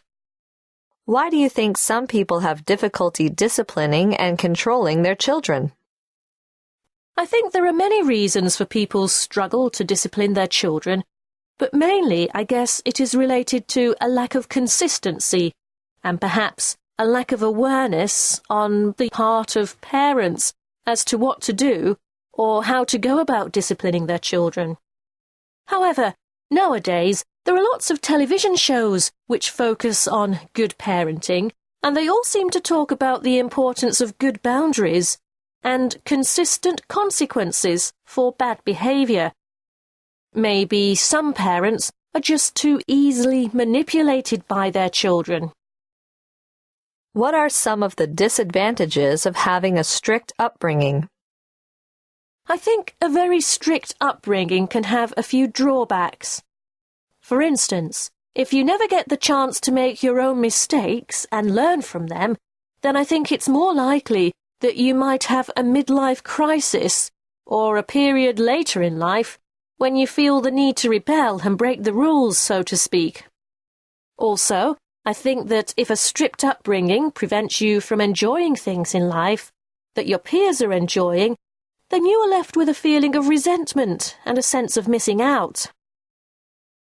Now let's talk about children misbehaving. What do you think are some of the reasons why children misbehave? There are all sorts of reasons.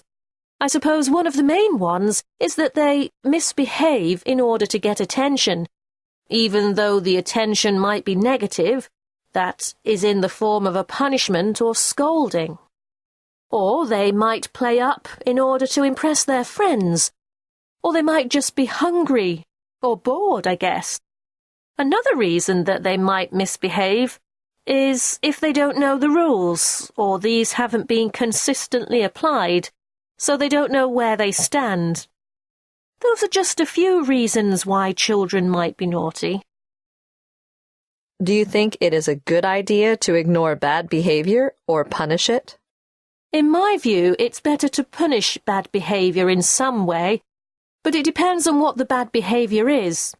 For instance, if it's a temper tantrum, then I think it's probably a better idea to ignore it, because then the children don't receive any attention, good or bad, from their behaviour, so will hopefully be less likely to repeat it. On the other hand, I think there are some instances that need punishment, or maybe not punishment, but information about what is acceptable and what's not, depending on the child's age and ability to absorb that information.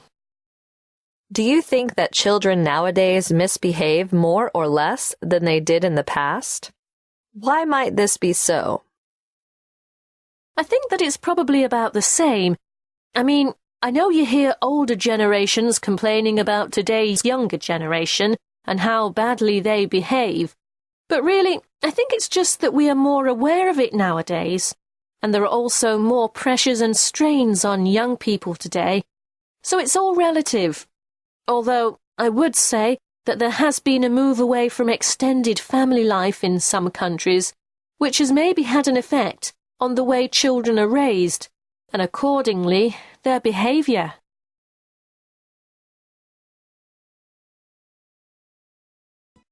Good morning. My name is Gail Fox. Can you tell me your full name, please? I'm Sue Lee. What should I call you? Please call me Sue. Could you tell me where you're from? I'm from Qingdao, a seaside city in China. Can I see your identification, please? Yes, I have it here. Thank you. Now, in this first part, I'd like to ask you some questions about yourself.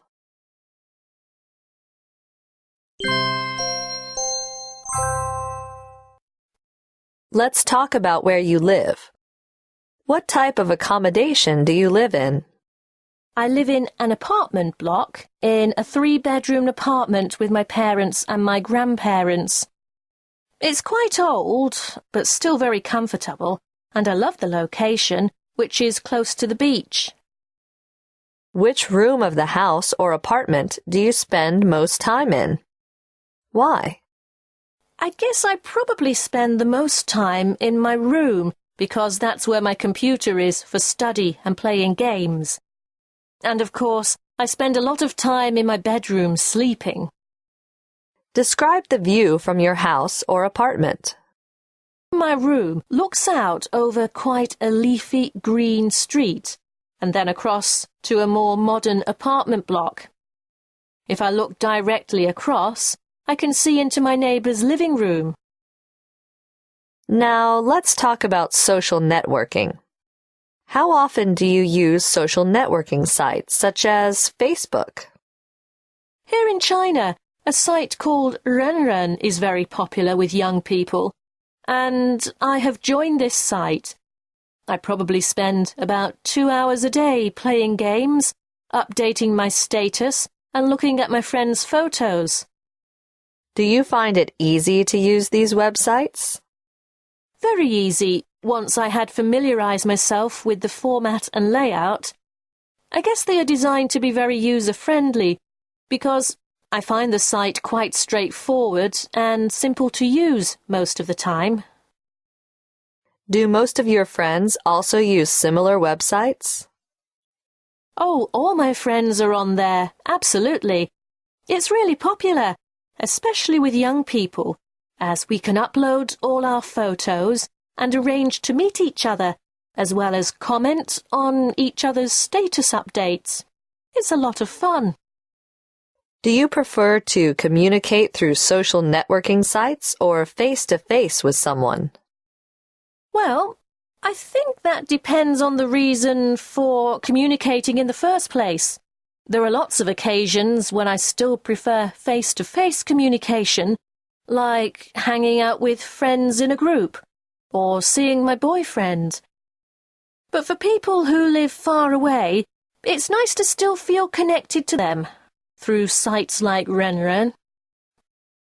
Now let's talk about things you find funny. What type of things do you find amusing? Oh, that's an interesting question. I guess I find things that children do quite funny. Oh, and animals as well, because they don't realize they're being funny. I like spontaneous humor rather than comedy and jokes and things like that, because it's more natural. Have you always found similar things amusing? I suppose so, but I've never really considered it until now. Actually, no. When I was younger, I thought children's cartoons were really funny, and now I can't stand them. Obviously, sense of humor is something that matures as you get older. Do you like to tell jokes and make others laugh? No, I really hate scripted jokes, so I almost never tell them, unless, of course, I hear a really funny one, but that's not very often. I like making other people laugh, of course, because I think it connects people. But I'm not a very humorous person, unfortunately. Do your friends and family have a similar sense of humor to you? No, we've all got quite unique senses of humor, I think, especially in my family. My dad likes comedy and stand-up shows, and my mother likes slapstick humor. Whereas, as I said, I'm a bit different in that I like naturally occurring humor. Now I'm going to give you a topic, and I'd like you to talk about it for 1 to 2 minutes. Before you talk, you'll have 1 minute to think about what you're going to say. You can make some notes if you wish. Do you understand? Yes. Here's some paper and a pencil for making notes. And here's your topic. I'd like you to talk about a rule or law you would suggest to improve your country.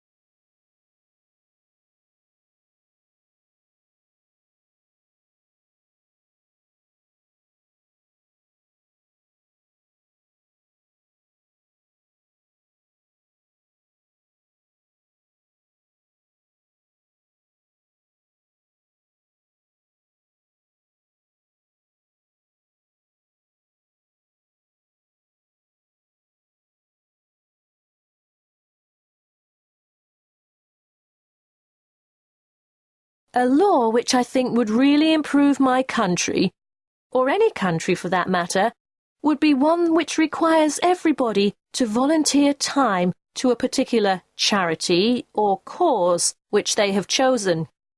The law would stipulate how many hours per year that each citizen had to contribute to the charity or organisation, and there would be quite strict penalties for not contributing the required number of hours.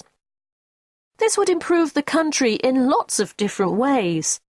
The first way is that through volunteer hours, human resource would be built and the charities would benefit from increased manpower.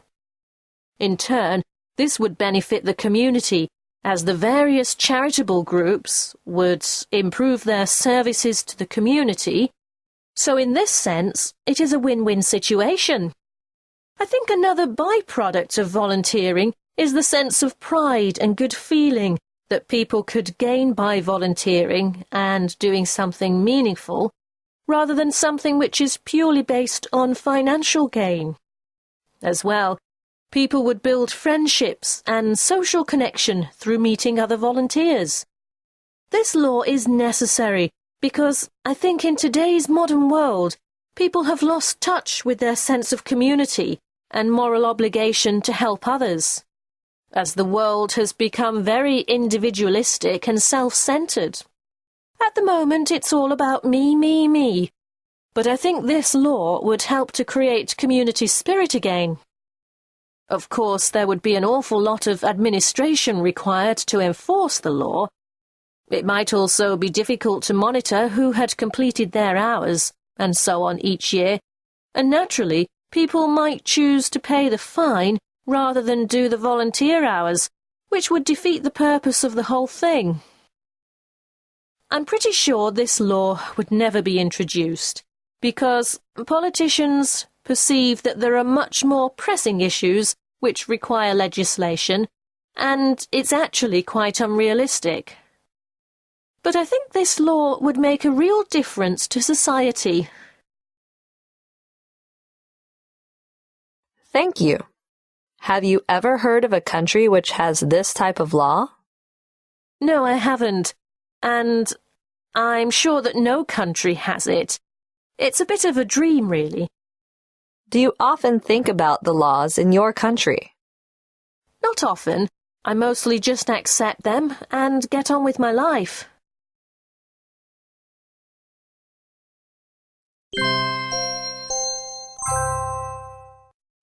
We've been talking about a law you would like to suggest for your country, and now I'd like to discuss with you one or two more general questions related to this. Let's consider first the topic of crime and law enforcement. In your opinion, is being a police officer a difficult or easy job in your country? I think that being a police officer is one of the most difficult jobs, mainly because of the possible danger involved. I mean, they never know when they turn up to a call-out what they're really going to be dealing with, and often it presents a threat to their personal safety. The good thing is that police officers are very highly respected in my country, so they have public support on their side. What are some of the more common crimes which occur in your country? What do you think are some possible reasons for these types of crime? I think the most common types of crime are probably burglary and theft, as well as mugging. These are the types of crime that I read about most often in the newspaper. Youth crime has also experienced a big increase in recent years.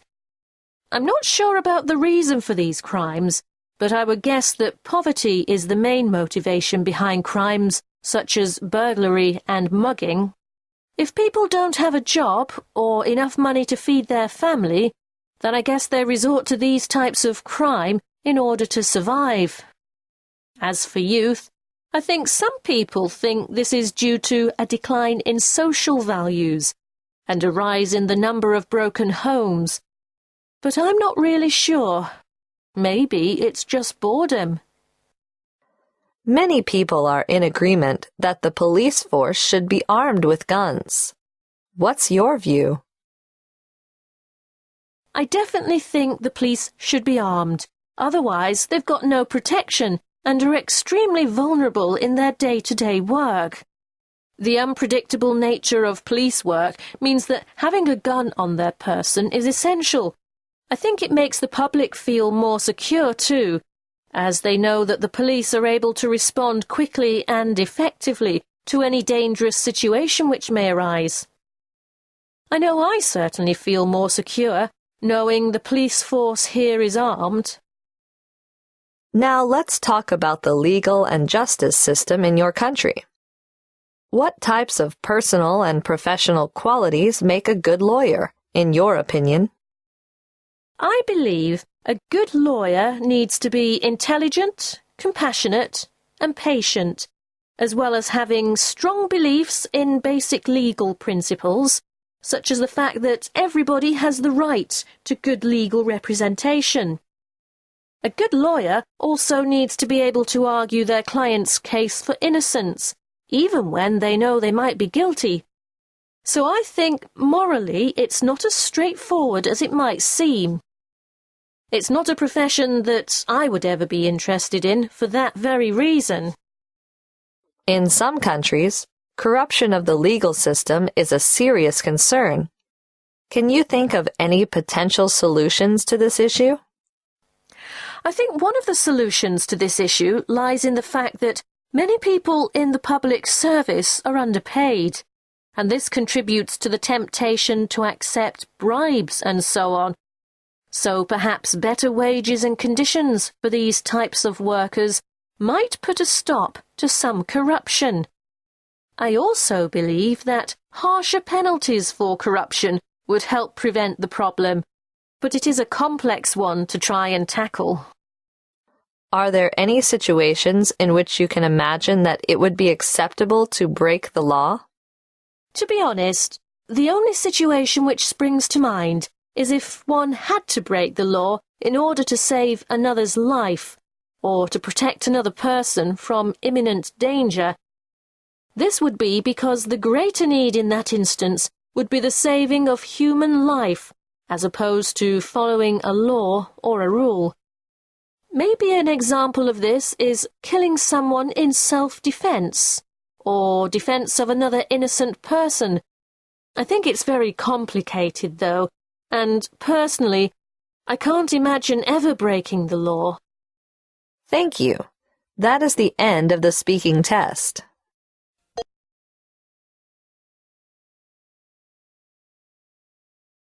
Good morning. My name is Cameron Broadfield. Can you tell me your full name, please?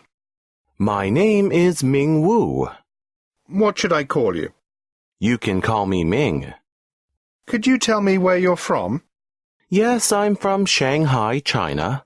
Can I see your identification, please? Oh, just a minute. Here you go. Thank you. Now, in this first part, I'd like to ask you some questions about yourself.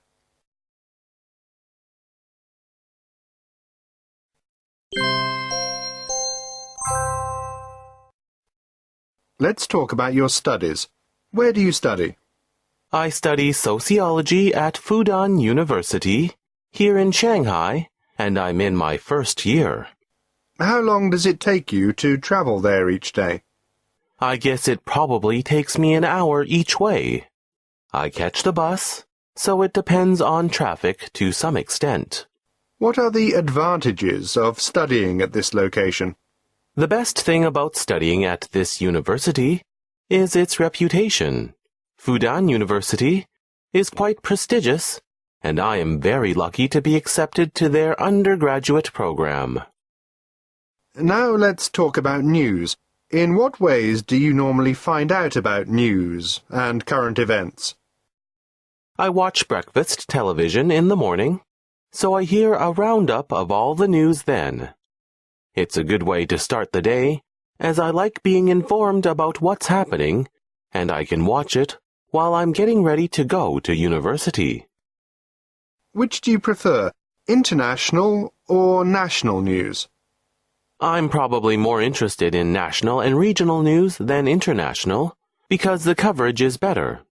On the weekends, I like to catch up with international news, as I have a bit more time.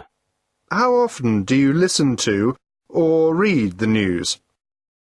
Every morning, it's kind of part of my morning routine, actually, and occasionally, I'll watch the late news at night as well. Which types of news do you find most interesting? I'm fascinated by news about people, whether it's health-related, business, or economics. I just like to hear about what people are doing around my country and any new developments.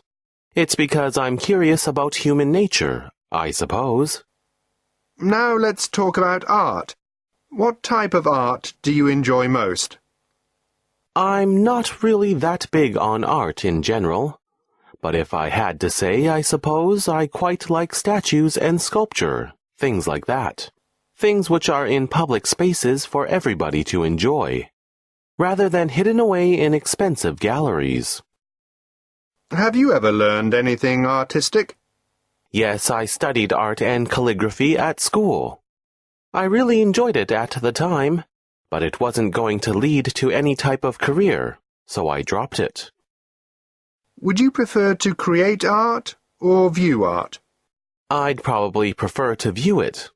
Although, as I said, I enjoyed taking art at school, I don't think I'd have much talent for it now. So I'm probably better off just enjoying other people's artwork. Do you think it's important for art to be taught in schools? I do think it's important, but not as important as other subjects such as maths and science. Taking art at school beyond a certain age is a bit of a waste of time, because, as I mentioned, it doesn't lead to any sort of decent career.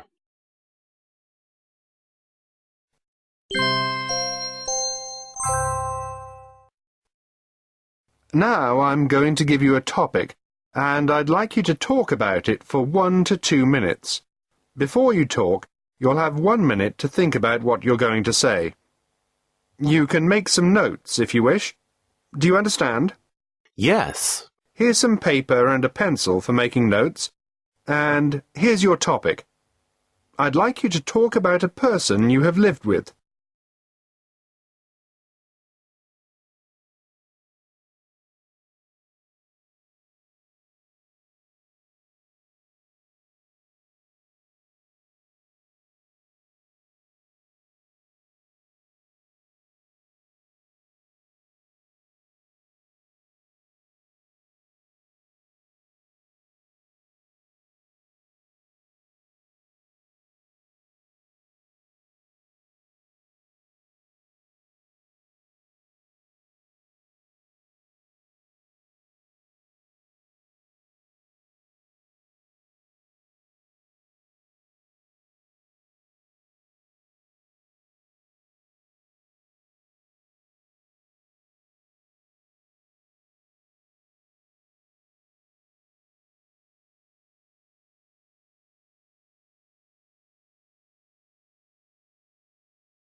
I'm going to talk about someone that I lived with while I was studying abroad 3 years ago. I went to study English in Canada, and I had a homestay who I stayed with in a town called Hamilton, which is in Ontario.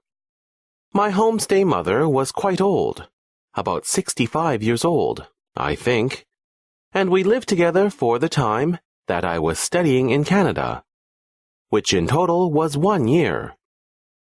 So it was quite a long time to live with someone that I'd never met before I left. Anyway, she was a very kind woman and she was very patient with me, as when I arrived my English was terrible. She was also very funny, and I came to understand her sense of humor more, and more as my English ability improved. At first I thought she was just laughing at my poor English. She had lots of cats, about 7 or 8. But there must have been some sort of misunderstanding with the agency that placed me with her, because I had said on my original application form that I didn't like cats. Well, after I arrived, I couldn't really say anything, and I learned to like them anyway. We got along very well, and I enjoyed living with her. She was very clean and tidy, and I had to keep my room spotless as well. She also made sure that I was involved in household chores and cooking. So I used to make her lots of delicious Chinese food, which she loved, and she taught me some of her classic recipes. It's the first time I've ever lived with anybody who wasn't family, and while at first it was a little strange, by the time I had to leave, I was very attached to my host mother, and quite sad to leave.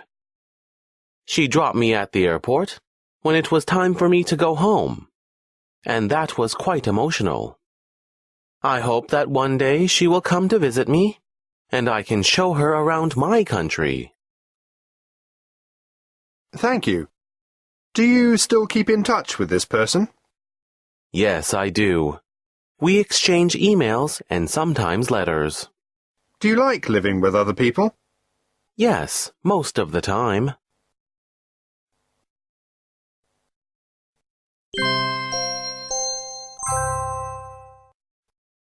We've been talking about a person you have lived with, and now I'd like to discuss with you 1 or 2 more general questions related to this. Let's consider first the topic of family. In many societies, traditional family structure is changing. Some people argue that this represents the breakdown of moral values. Do you agree or disagree? Although I think that it might be part of a wider issue, I disagree that the changes in family structure are wholly responsible for a breakdown in moral values. Different family structures exist in different countries around the world. So I don't believe it is about any one ideal family makeup that contributes to moral values.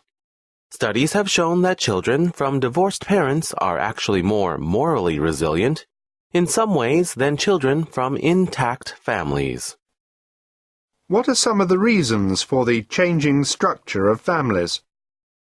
It's hard to say, but perhaps it's due to the fact that as the world becomes a smaller place, we are hearing more about other opinions, such as divorce and separation, and this tends to make these trends more acceptable, and thus more common.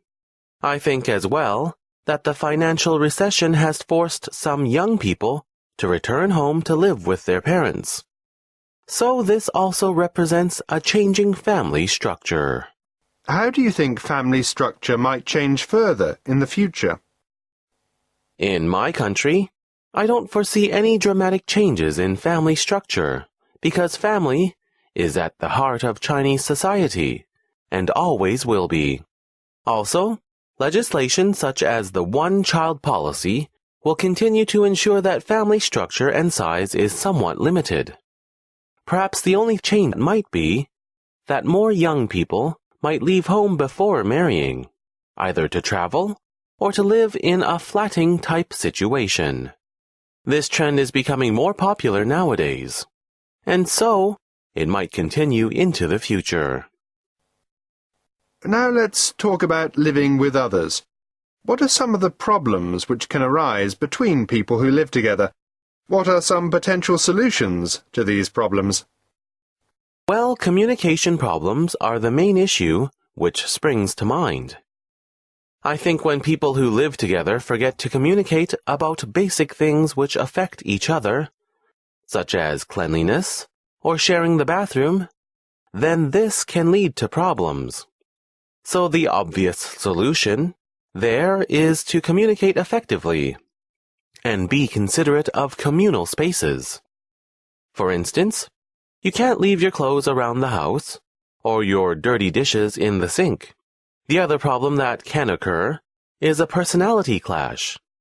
If people who live together just don't get along at all, such as one person being neat and tidy, and the other more relaxed and laid back, I'm not sure what the solution is there, apart from not living together in the first place. Some people believe that living with others shapes our personality traits and characteristics. What's your view? I certainly think that's true when you live with someone for an extended time period, such as in the case of families. And they say that couples come to resemble one another if they live together for long enough.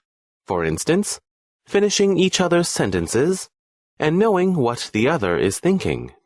However, I also think that changing core personality is a very slow process which doesn't happen easily at all, except in the example of children being raised in a household with their parents.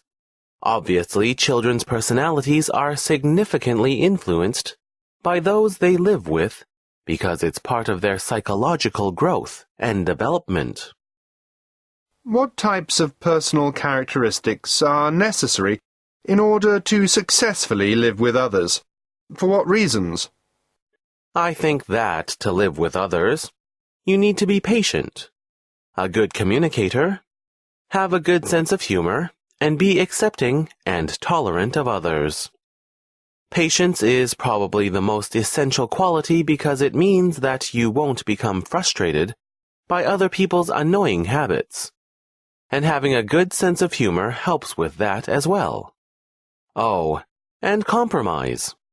The ability to compromise is absolutely essential, because you can't always get things your own way.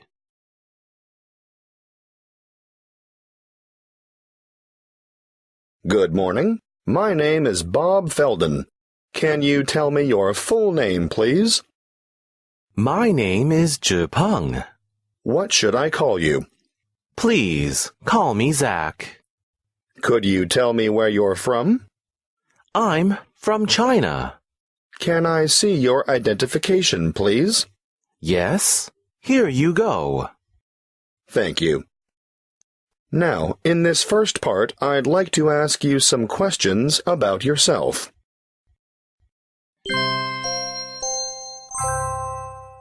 Let's talk about where you live. Have there been any recent improvements to your hometown?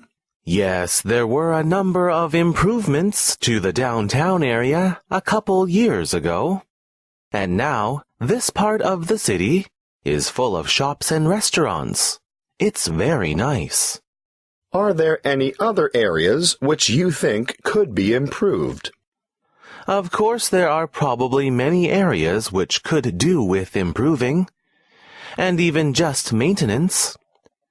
There's one area near the railway station which needs cleaning up, in particular because it's so dangerous at night. Which area of your hometown is the most attractive?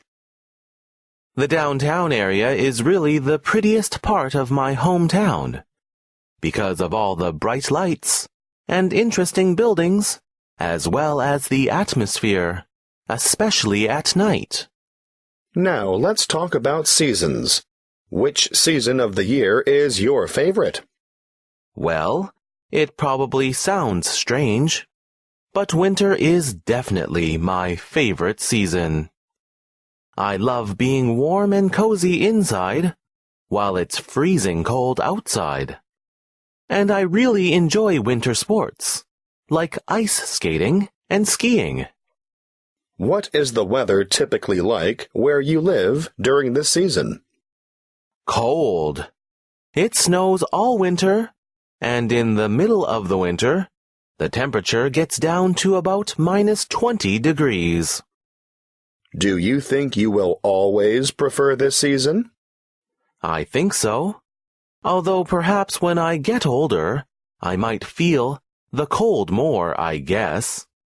And if I couldn't enjoy winter sports, then I probably wouldn't like winter very much. What types of things do you enjoy doing during this season? Well, apart from winter sports, I love to stay indoors with my family and watch movies. Shopping is also pretty good, because all the shopping malls have good central heating. Also, we have the Ice Sculpture Festival during winter, and that's a lot of fun. Now let's talk about the outdoors. Which outdoor places or locations do you enjoy going to?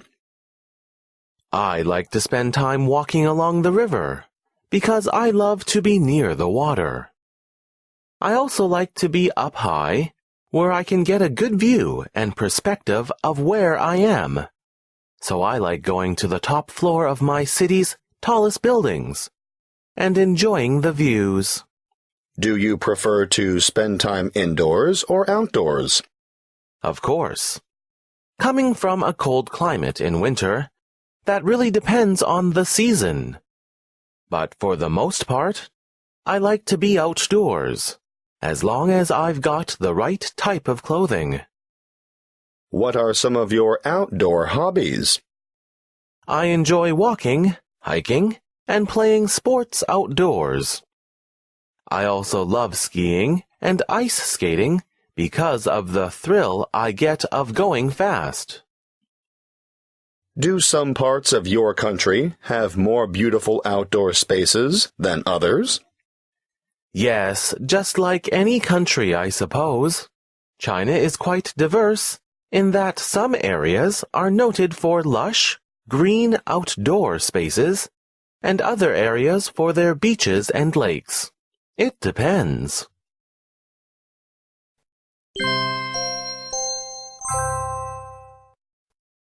Now I'm going to give you a topic, and I'd like you to talk about it for 1 to 2 minutes.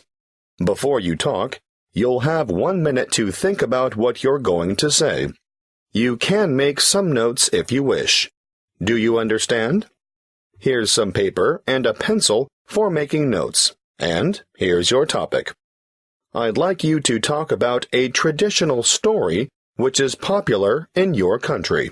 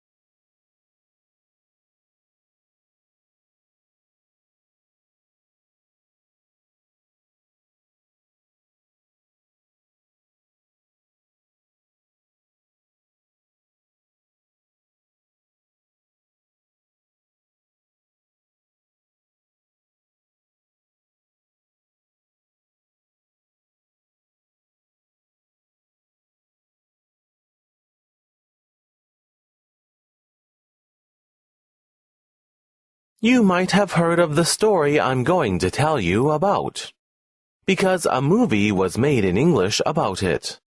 It's called Mulan. Anyway, this is an ancient Chinese story which is sourced to a poem written a long time ago.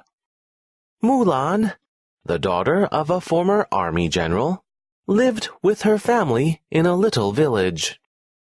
Her father taught her to ride a horse and use a sword, which was quite unusual because normally only boys learn these skills. One day, the government called for one soldier from each village to help boost the army who were fighting important wars. Mulan's father was chosen from her village, but she knew that he was too old to fight, but too honorable to say so.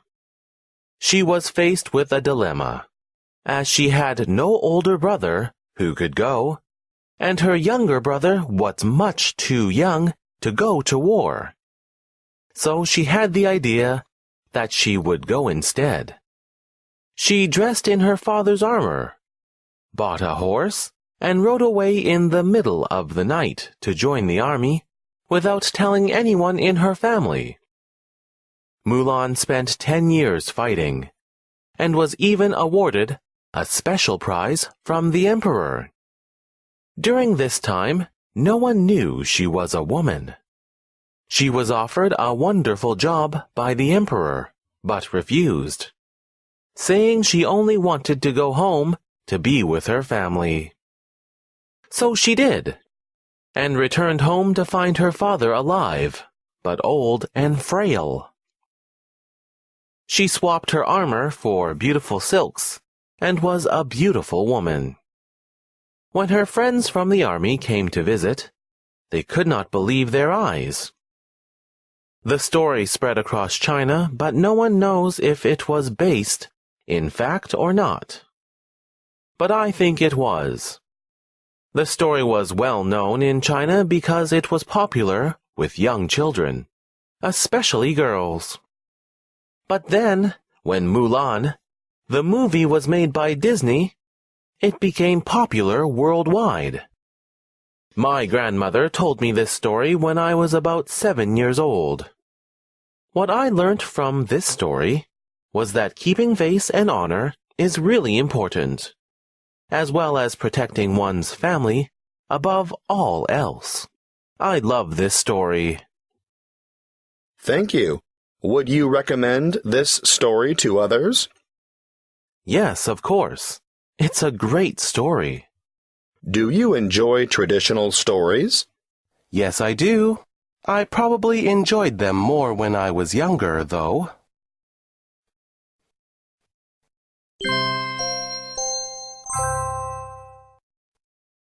We've been talking about a story which is well known in your country, and now I'd like to discuss with you one or two more general questions related to this. Let's consider first the topic of traditional stories. Many people believe that traditional stories are irrelevant for modern society. Do you agree or disagree? Actually, I couldn't disagree more.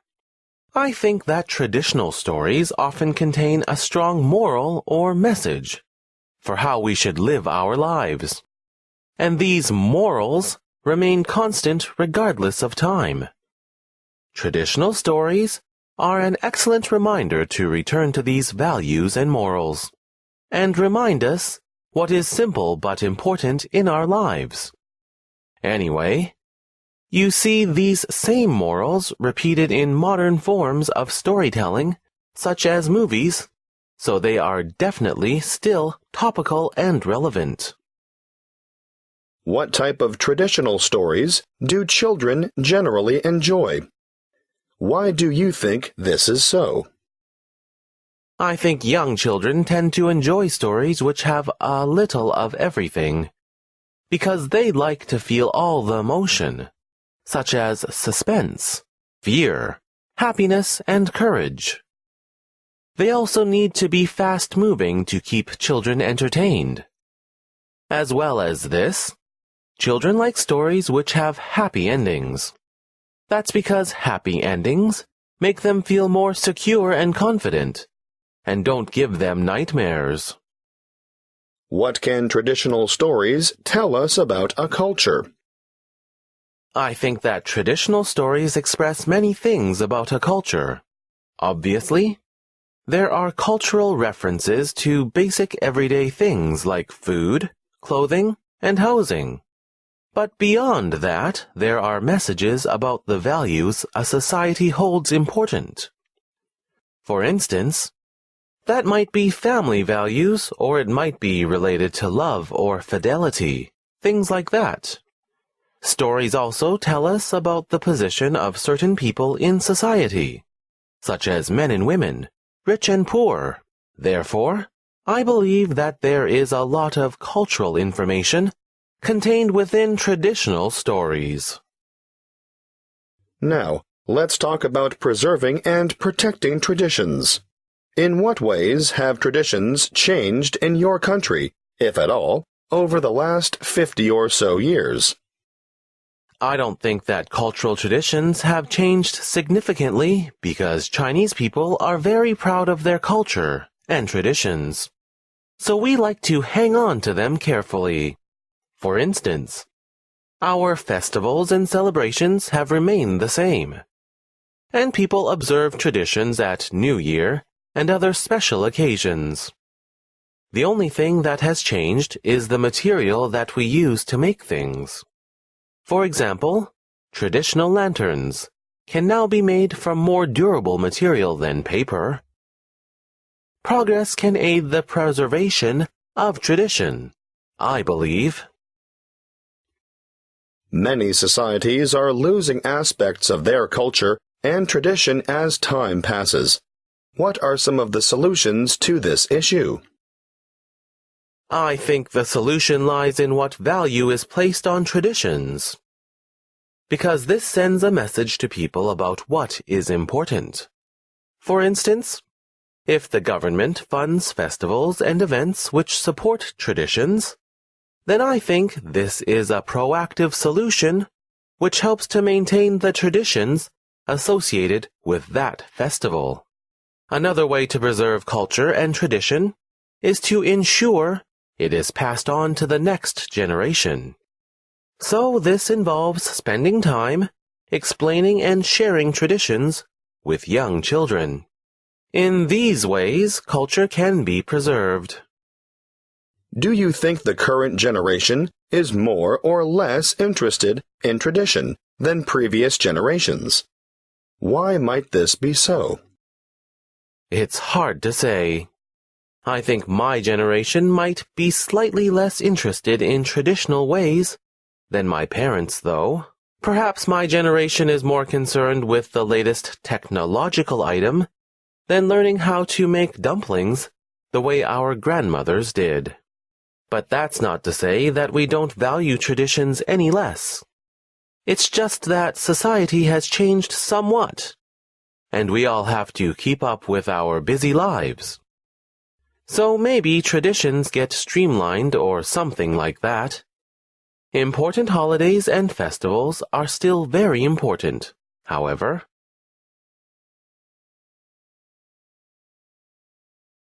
Good morning. My name is Roberta Oliver. Can you tell me your full name, please? My name is Jerapung. What should I call you? Please call me Zach. Could you tell me where you're from? I'm from China. Can I see your identification, please? Yes, here you go. Thank you. Now, in this first part, I'd like to ask you some questions about yourself.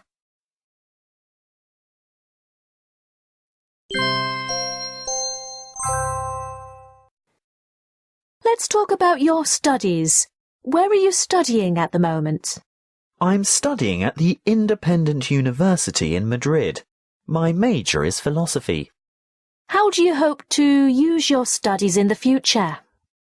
I hope to go on to complete postgraduate study, and then I'm interested in teaching at the university, or maybe at another university abroad. What do you like most about your studies? I love the fact that every day we have great discussions and debate at university. It's never dull. Let's talk about reading. What types of reading material do you prefer to read? Why? I don't really enjoy reading, so I don't read much at all. I suppose the material that I read most often is on websites and online material. Do you read as much now as you did when you were younger? Why or why not? I think I probably read more when I was younger, but not much more because I've never enjoyed reading. Of course, I had to read for school, so I probably read a lot more then. Where do you usually read? Why? As I mentioned, I usually read online, so it's either in my office at home, on the laptop, or at work. Oh, and occasionally I read a magazine while I'm relaxing in the lounge at home. What do you like most about reading? Why? Well, I know I said I didn't like reading much, but the one thing I do enjoy is keeping up to date with new trends, so I suppose I do like that aspect of reading. Now, let's talk about relaxing. How do you normally relax? Why? I guess I relax by having a hot bath or doing some yoga on my mat at home. If I'm feeling really stressed out, then I usually need to switch off for a bit, so I watch some television. Have you always relaxed in the same way? I think I used to relax more by playing sport. Oh, and I also used to go to the beach just to think and try to relax. But I don't do that so much anymore, because we don't live near the beach. Do you prefer to relax by yourself or with other people? Why? Most of the time I prefer to relax by myself and then spend time with other people, because I don't like being stressed out around others. Do you think men and women relax in different ways? Why? Yes, I think they do. I think that men relax more by playing sport and expressing physicality, while perhaps women relax by talking things through with friends or pampering themselves in some way.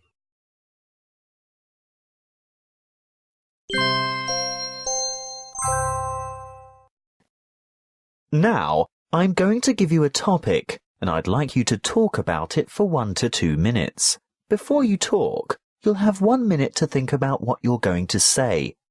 You can make some notes if you wish. Do you understand? Yes, I understand. Here's some paper and a pencil for making notes, and here's your topic. I'd like you to describe an item that you bought, but don't really use. Thank you.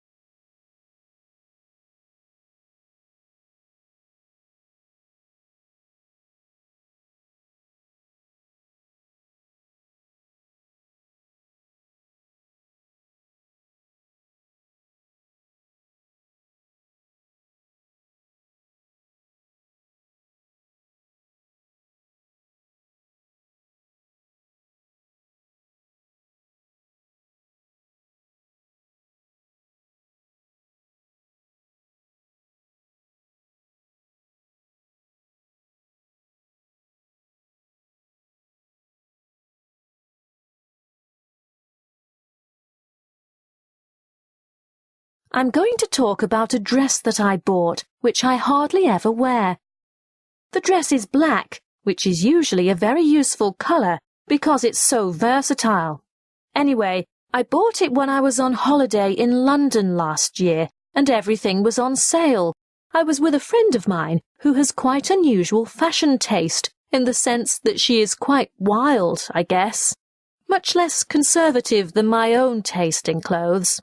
So, we spent a great day together, having lunch in London and shopping in the afternoon.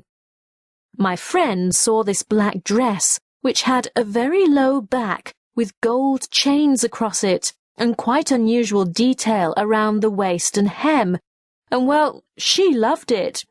She took it off to the changing room and tried it on, but came out to show me and, well, it was just too tight. There was no way I could lie, so I just said, perhaps we could ask the sales assistant for another size. But of course it was the last dress and the last size, and that was that. My friend was so disappointed, but thought that I loved the dress as much as she did, so she forced me to try it on, as I'm slightly smaller than she is. Reluctantly, I tried the dress on, and could see straight away that it wasn't my style at all.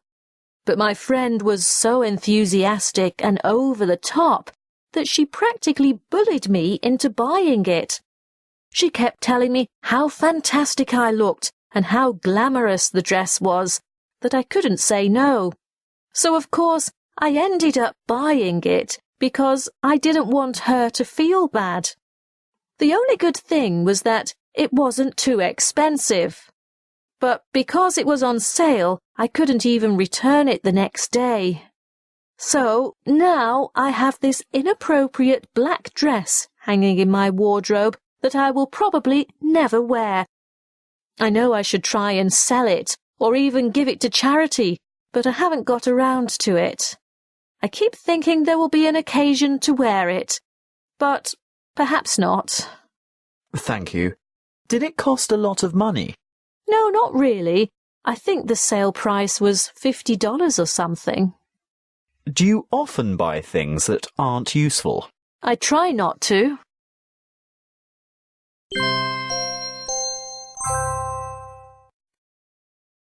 We've been talking about something you bought but did not use, and now I'd like to discuss with you one or two more general questions related to this.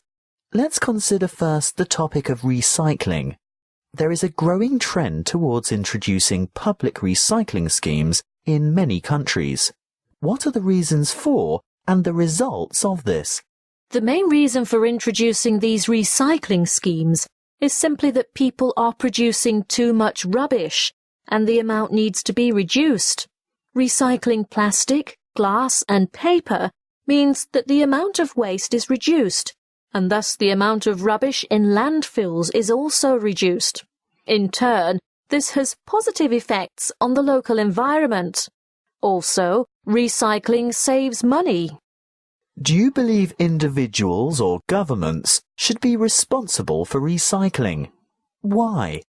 I think that both individuals and government need to take responsibility and initiative for recycling schemes. At the level of local government in particular, there needs to be coordination of recycling pickup, centres and processing plants.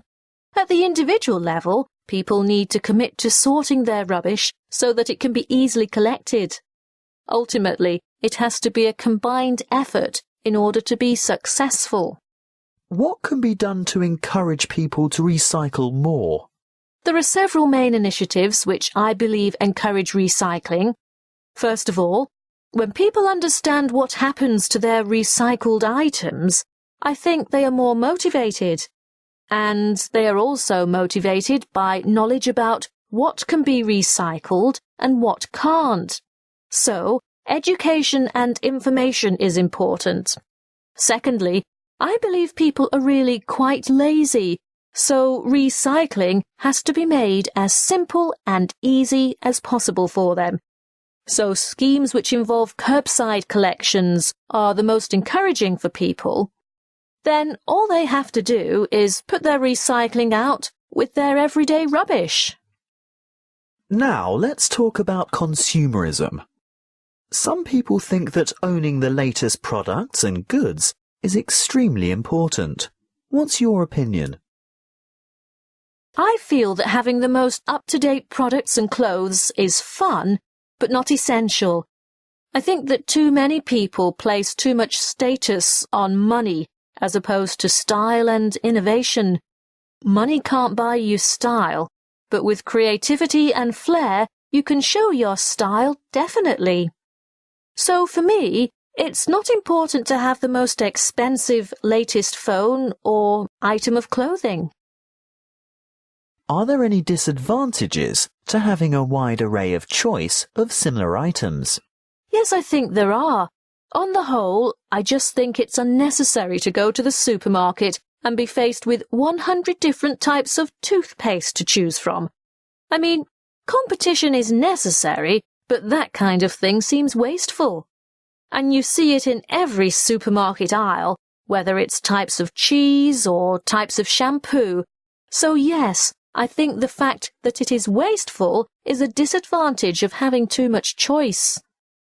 Do you think people will buy more or less in the future? Oh, more, definitely. I mean, after the recession, people have slowed down in the retail consumption area, but I don't think that will last for long.